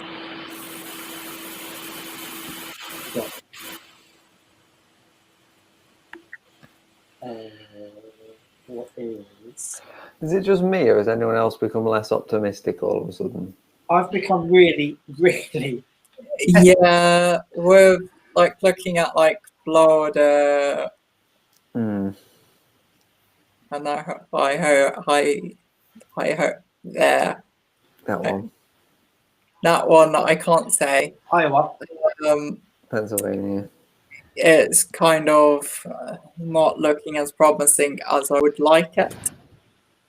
But there's still a lot of states that Biden is leading in currently. Yeah, so California's 55. So what are we currently on with Biden? 80 something? That'll take him over to 100. Oregon, Washington will go to Biden as well. So that'll take him up to, I think, to 150. I think I've got Biden at over 200 at the moment. Have you? Yeah, I think so. Someone just tweeted out, I think he worked for Reuters, just said, too early to call, literally like too early to call about 20 times on their Twitter. It's like, I know, we know the feeling. Oh. I'm surprised my neighbour hasn't come knocking my door yet. He goes, keep it down, will you? As it's now top of the morning, good morning, everyone. Wherever you're watching in the world, welcome to Election Night Live. We're all being a bit pessimistic now. It's just, everything's too close to bloody call. It's ridiculous. Oh. Look at North Carolina. I think 209 I've got Biden at the moment. Oh. With the Western states and Hawaii.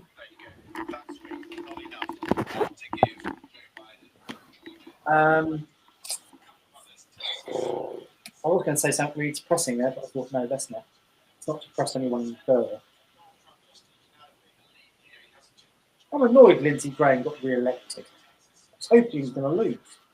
That would be He's nice. always going to get re-elected. He doesn't. He's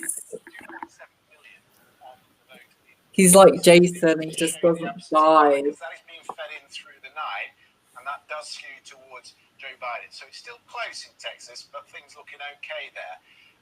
So just quickly look back at 2016. I said tonight, Donald Trump, if he's going to get back to the White House, needs to win Florida, needs to hold these southern states. Georgia, North Carolina, looking okay for him at the moment. It's narrowing in North Carolina.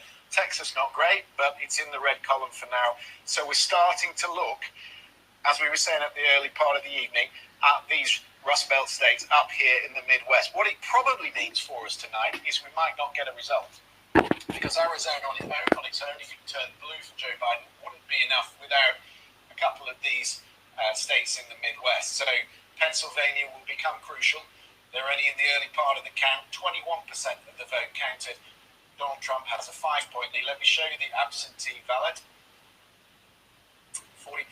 They don't have a tradition of early voting in Pennsylvania, but it skews Someone heavily watching the BBC. Joe Biden, as does the early It sounds ballot like they are. in Michigan and Wisconsin as well. So there's reason for hope for Democrats up there in the Northwest, in the Midwest. Right, I'll just move In it. the Sun Belt area.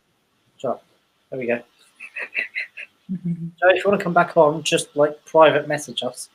All I can hear is the BBC. Oh, Too much of the BBC. yeah, especially for this time in the morning. Oh.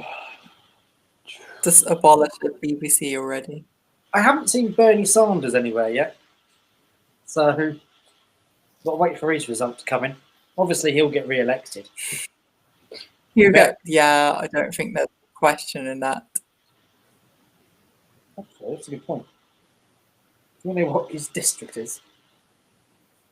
With congressional one.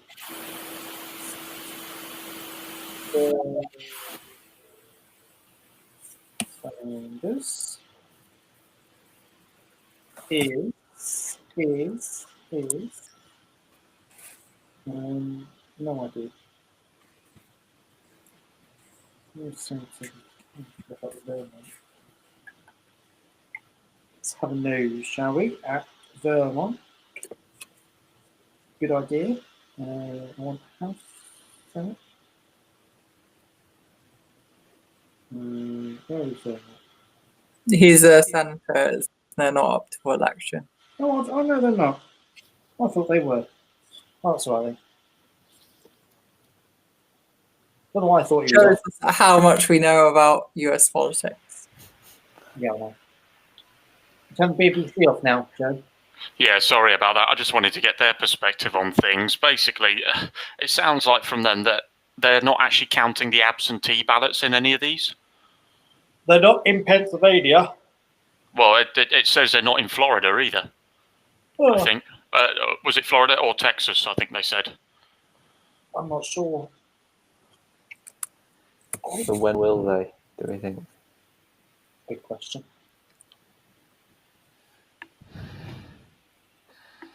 Oh, bloody hell. I know. I feel really deflated now. I want like a state to come out and go, yes, they've won for this. Because it just go, hey, we got a result properly at last. Just want a blue wave. Jeez. So North Carolina, oh my God. Oh, wow. So this isn't a projection, but the speaker has reported North Carolina is at 99% reporting, and it looks like there could be just tens of thousands of votes to split the candidates. Yeah, it's like neck and neck at the moment. It's 49-44 to Biden, 49-38 to Trump, which is like the most closest one I've ever seen. There's like 10,000 Green Party votes as well in No.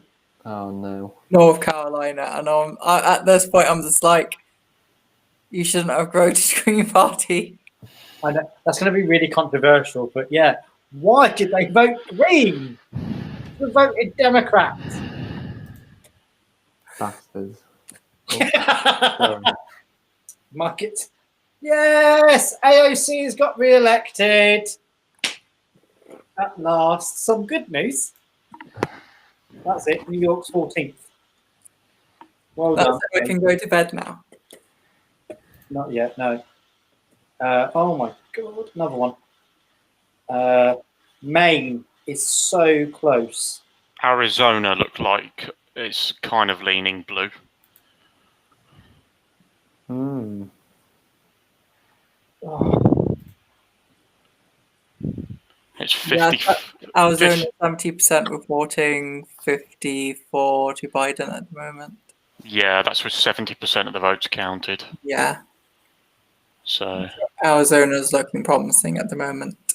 yeah, but he needs more than that. Yeah.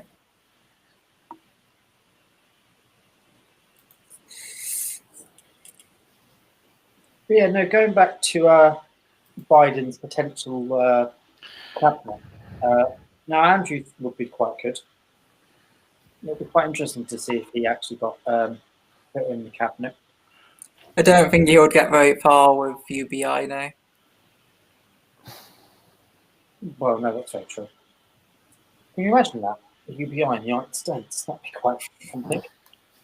It'd be a bit embarrassing for us. Very embarrassing.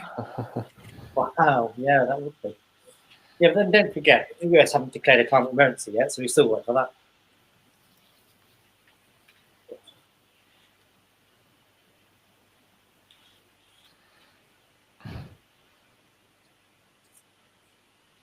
Maine looks like it could go Republican. It's really worrying. Maine's one of these where they split their votes. Yeah, it's usually So it's definitely going to get one Democrat Yeah. in May. It's just where the other two is going to go.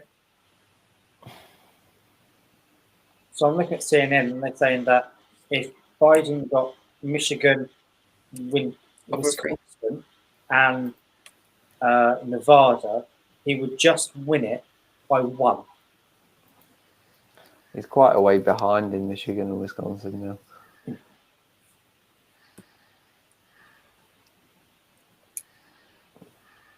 Sorry to be doom and gloom.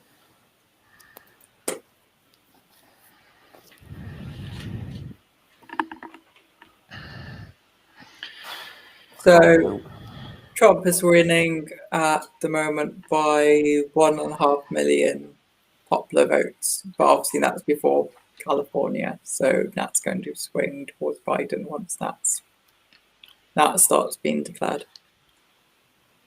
Yeah, in another 40s. Oh, excuse me. 47 minutes. Trump's just like scraping through in Georgia.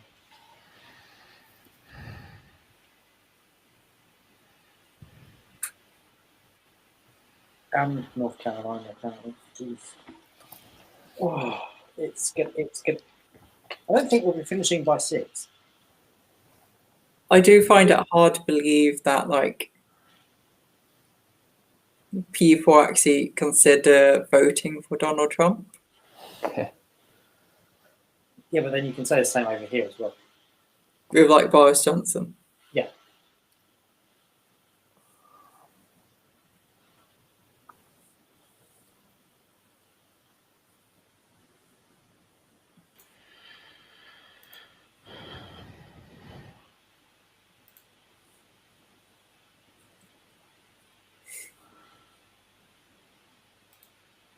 Oh, God. Now, do you think this election is kind of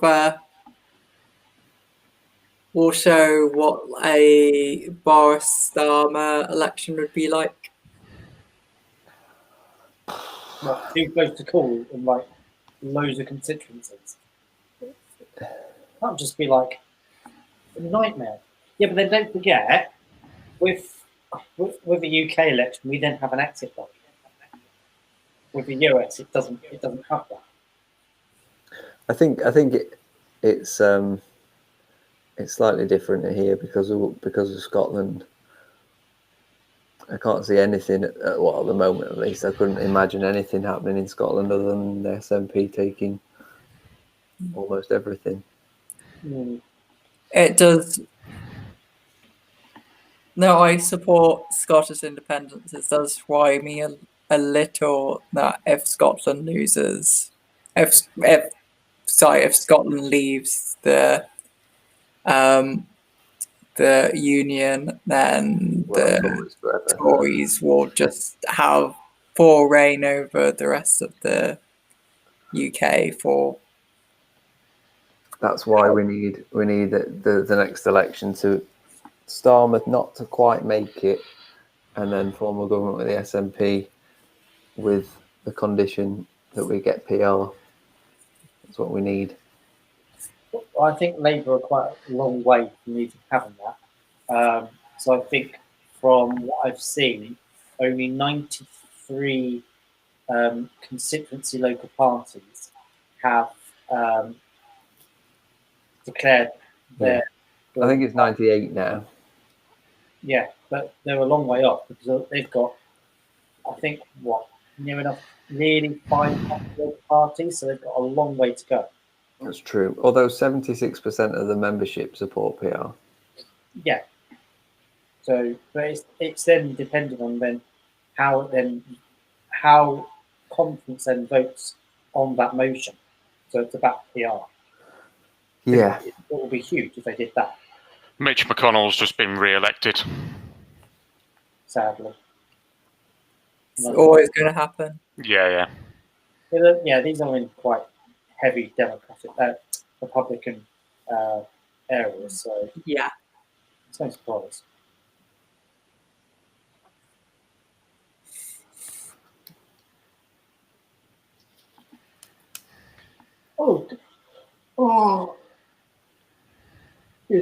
Do we know what turnout is? Because I think aren't they reported to be like 60% odd? They're predicting it's going to be the biggest turnout for quite some time, I think. I can't remember.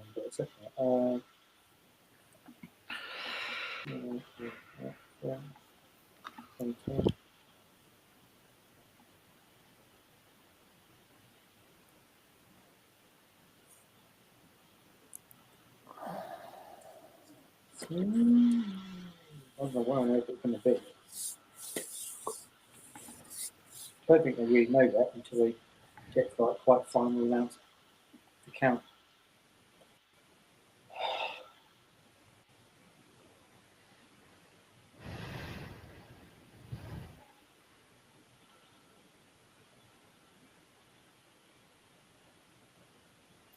Florida hasn't moved for quite a while. Florida is going to be interesting.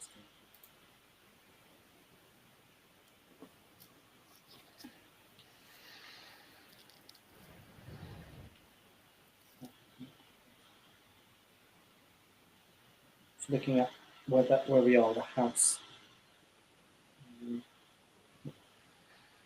Not very far yet.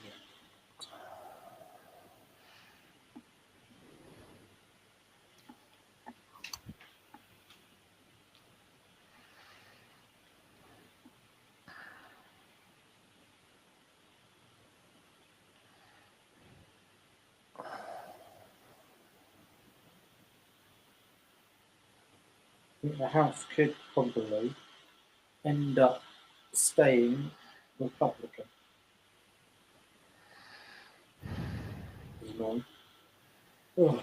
Maybe this isn't how we kind of planned this at all.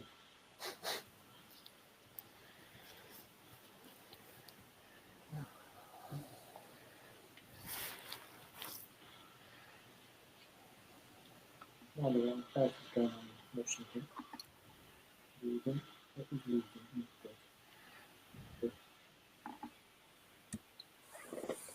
So this is what I find really interesting, how New Hampshire could vote for Democrat president, but for a governor, they're voting they're leading in the for a governor. I don't get that.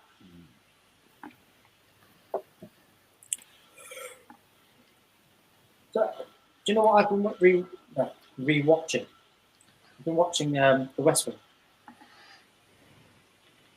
again for like I don't even know how many times I've re-watched it. I had to. So I thought I need to get in. I need to like get me in like the really good mood for it.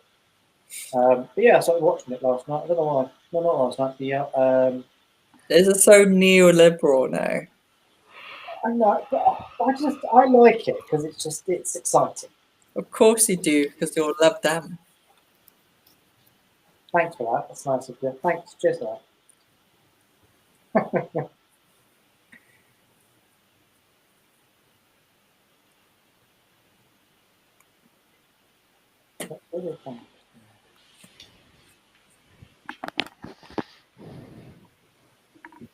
Oh.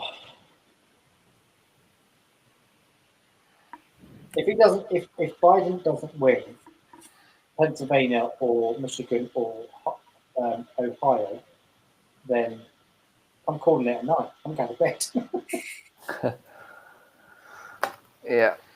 North Carolina's really close. Everywhere's bloody close. 1, 2, 3, 4, 5, 6, 7 states are too early to call. Oh.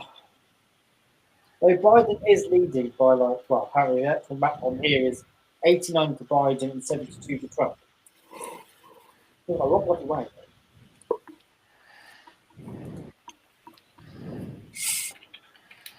I wonder how they count it all so quickly.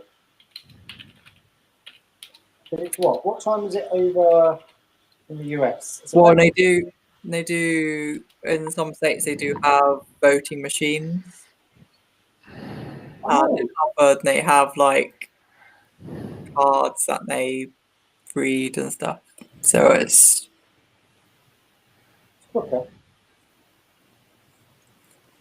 This is why it's not most of the states don't manually count unless it's well, some states don't manually count at all, but some states don't manually count unless it's a recount. Yeah.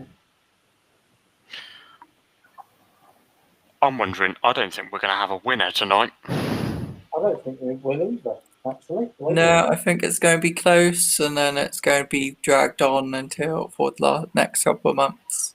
Well, they did say that if it's going to be too close, then this could go on for at least maybe several days or even several weeks. So, but then you never know. This could turn out to be a tie. But then we have Trump, so it's going to be dragged on for longer than it should do anyway. No, well, to be honest, I think if Trump does it, it would be civil unrest. For what? Probably 10 times worse than what we've already seen. If it's a really close election, either way it goes, there'll be civil unrest at this point. No, I would probably disagree with that. I don't think there would be civil unrest if there was like a clear winner. There'll be protests, but I mean like proper civil unrest if this just dragged on and on and on. But if it was more a case of if it was a tie and Trump said, "Oh, we'll go anyway because I fucking won," then oh wow, that's my first swear word. I've done well. I've done well. Well done, me. Yeah, and if Trump said, "No, well, I've won no matter what," when he hasn't, then yeah, I think there would probably be civil unrest.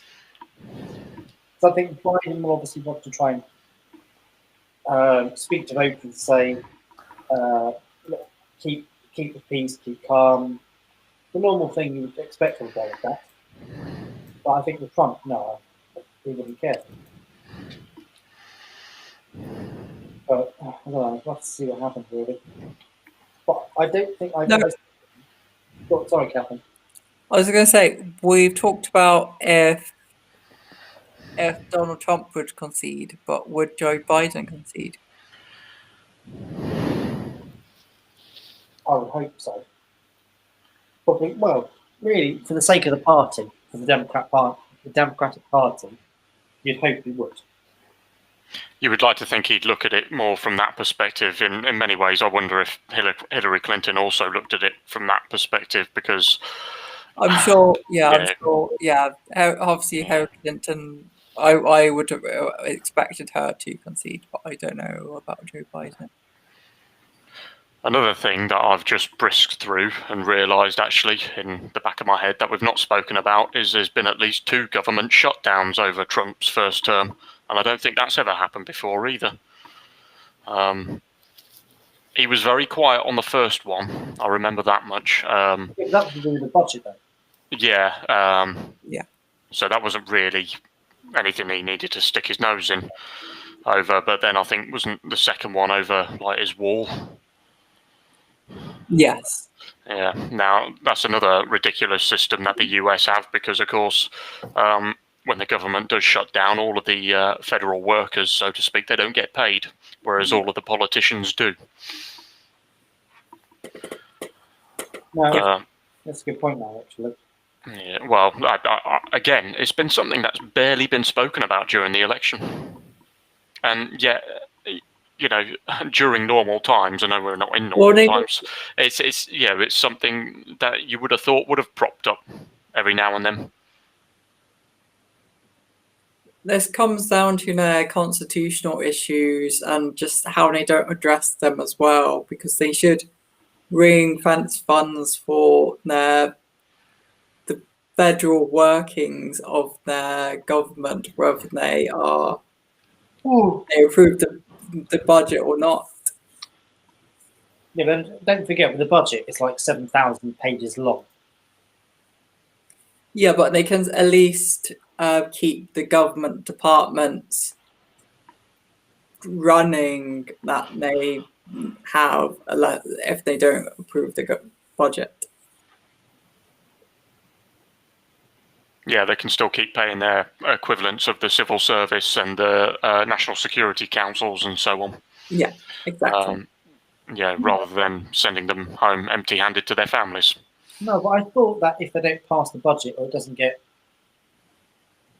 kind of approved, then they have to shut down the government. That's what my understanding was, or am I incorrect? So, like in the UK, if you don't approve the budget, then whatever the funding for the last budget was kind of gets carried along. So now you have some continuity with that. With the US government, it just all shuts down.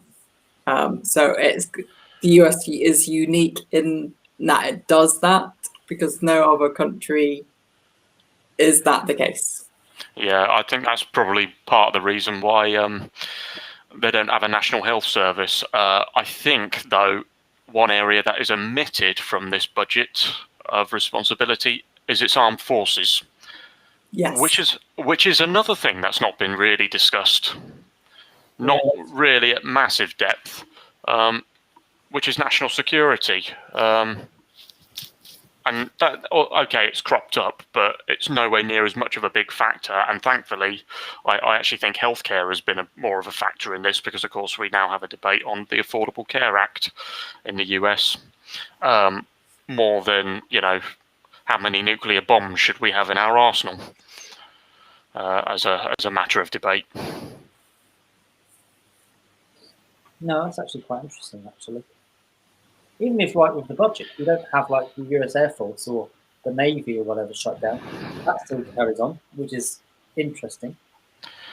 Yeah, you need to. Well, I'd say you need to. I've been reading John Bolton's account of the Trump administration, and I'll tell you what, it is a real eye opener how they come to decisions. Over the last few years, how they've come to decisions over matters of national security. I'm talking like dealing with nuclear states. It's actually quite scary. The fact that they're having to explain to him, like, you know, the fact that there's a radiation wave after the initial blast, it's just absolutely comical.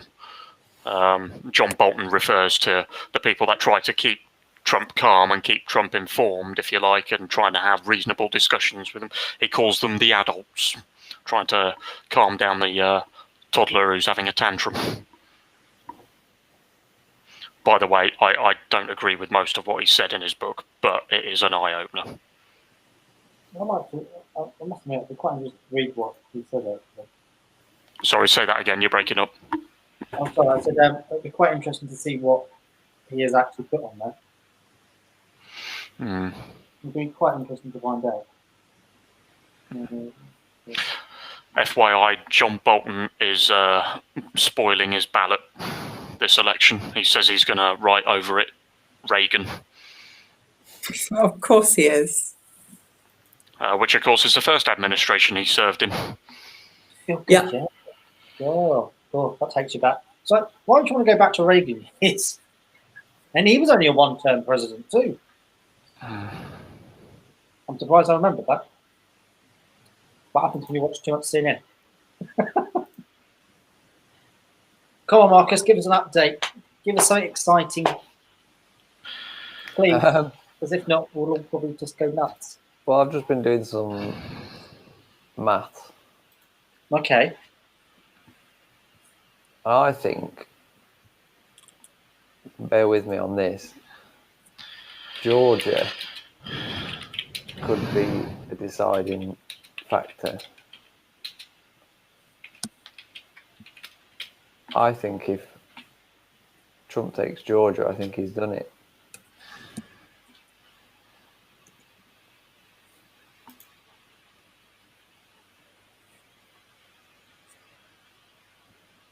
Looking at the way everything else is going. What do you mean? In what sense? Well, I'm just putting in on, you know, those things where you can put in what you think is going to happen. So I've sort of put in what's happened so far and what's likely to happen. And the 4 states that I've got left are Iowa, Georgia, Nevada, and Maine. And that puts Biden on 249 and Trump on 256.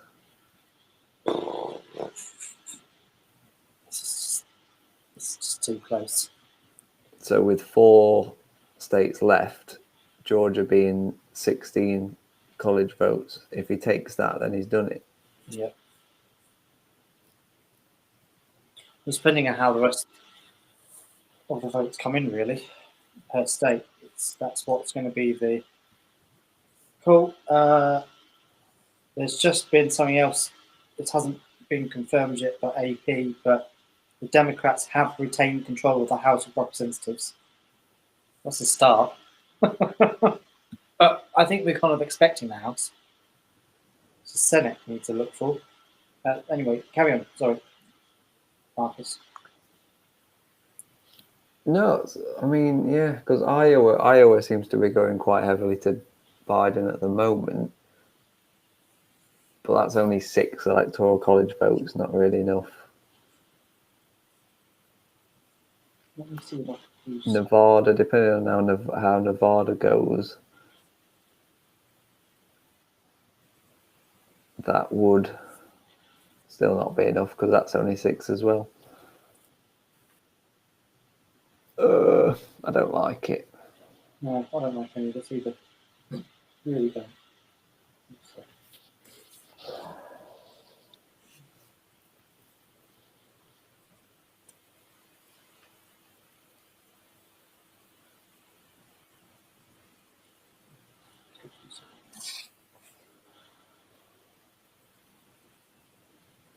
Oh.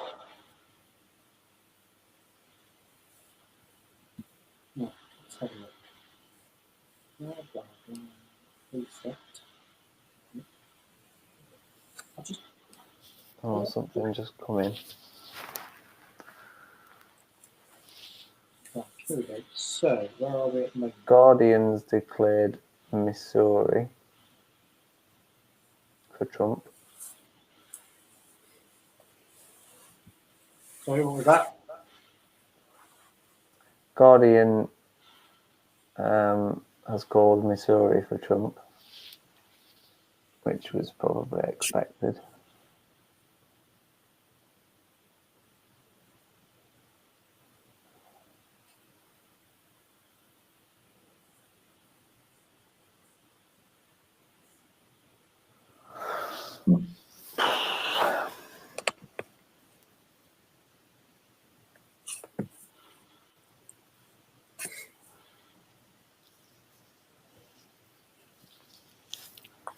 I'm going to start doing some calculations as well to see where we are.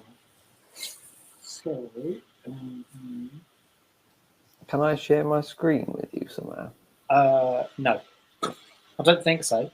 I don't know, depending on what it looks like on your side. I don't know what it looks like on your side.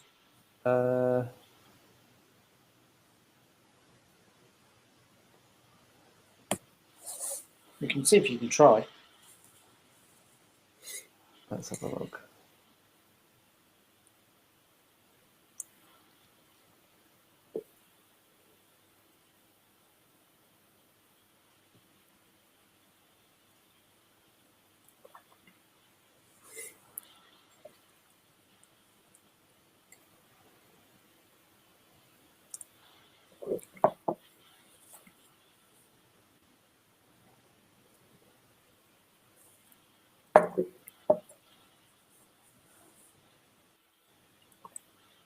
Can you see my screen?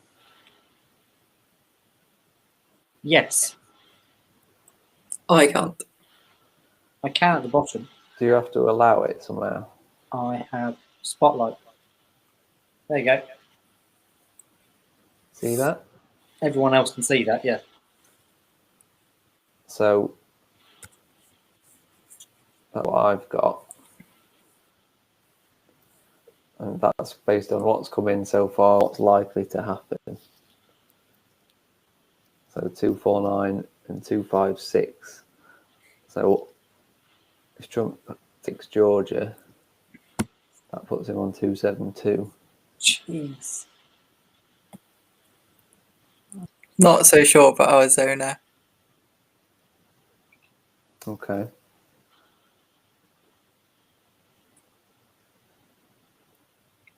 But I'm struggling to see a way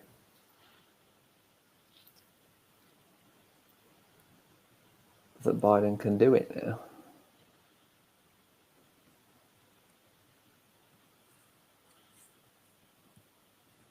If I'm honest.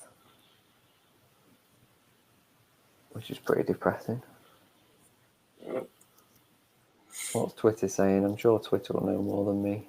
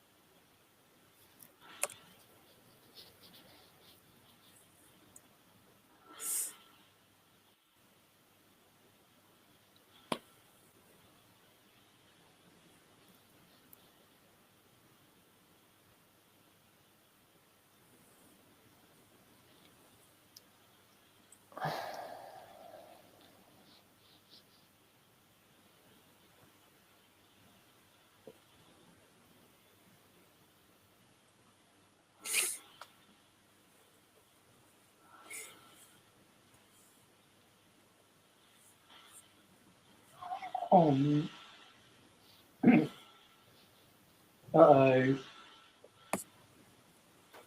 When was the last time there was a tie? Does anybody know?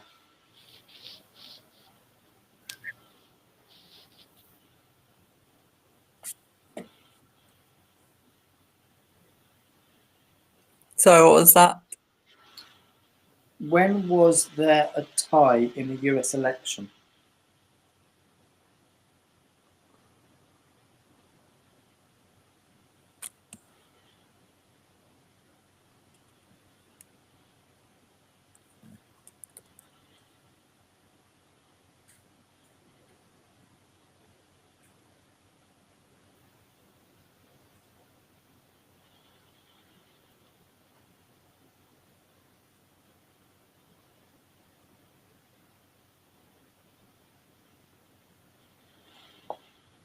I'm not quite sure when the last time there was. Don't know if there's been a tie in the exact tie in the US election, but I think they have to get a majority of the electoral college to be in. In which case the House of Representative chooses who gets to be president and vice president. So there- But they don't even need to choose out of the candidates. They can just choose anyone. well, apparently, the last time there was a tie in a presidential election was 220 years ago. And that was between Thomas Jefferson and Aaron Burr. I've now got Hamilton in my head now. Oh, we've got a projection from, yay, New Hampshire has gone to Biden. At least that's something. Oh, where are we? New Hampshire has finally been declared. Oops, sugar. Hang on. 92 to 63, I've got.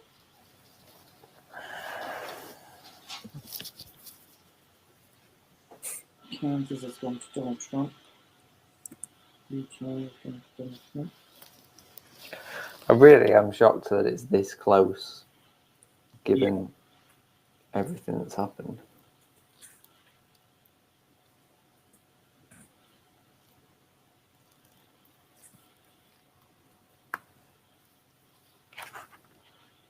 It's actually really quite surprising. Well, I think in a way we kind of knew it was going to be close, but not this close. This is really, really too close. What's going on? I've got a really, really bad feeling about this. Yeah. A really, really bad feeling.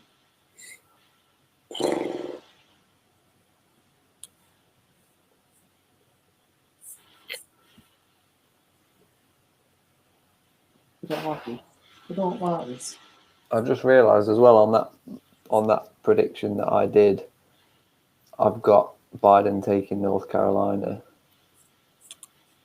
and he's now, well, he's 1% behind there now.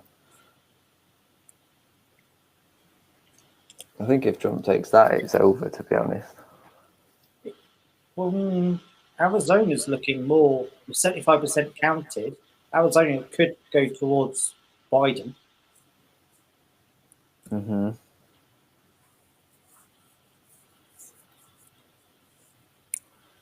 At this point, I think I'm going to go to bed because I have work and I am tired.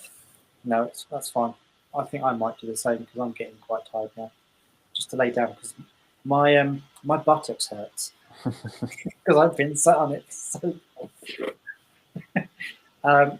But thanks to you both for coming. It's been interesting to say the least. Yeah. Discussed a heck of a lot. Yeah, it's been good. Yeah, it has been quite nice. So, but yeah, thanks to you both for coming along. I really appreciate it. Oh, thanks for having me. No problem. Thanks for having us. You never know. When we've got local elections next year, maybe we should do it then. Definitely. It might be more interesting that way because Yeah. we might know how things go. Yeah, I might know what I'm talking about a bit. Yeah, a little bit more. Like we're still. You know, I can talk all about Bristol. It's not just about Bristol, you know. We've got England and Wales. But we have so many elections going on in Bristol. I think How many have you got? We have the local council elections, we have the mayor elections, we have the Metro Mayor election, we have the Police and Crime Commissioner election. Oh, you just beat us then by one. But we've think got there's- the Is first there something ever. we're missing? We've got the first ever West Yorkshire mayor election in next year, so that'd be interesting. That'd be fun. Yeah, I think what have we got? So it's different because of where I am district-wise. We've got no elections, but but other parts of the county there are. So this is where it gets really complicated. So district we don't, county we do, police and crime commissioner, and mayoral election as well. Plus you've also got by-elections happening too. Anything else? No. And then county-wise, like Peterborough and Cambridgeshire, we've got Cambridge have got elections, so they've got 4. Peterborough have got elections, so they've got 1, 2, 3, I think. East Cambs don't either, so it's really sporadic. Yeah, it's just crazy. But anyway,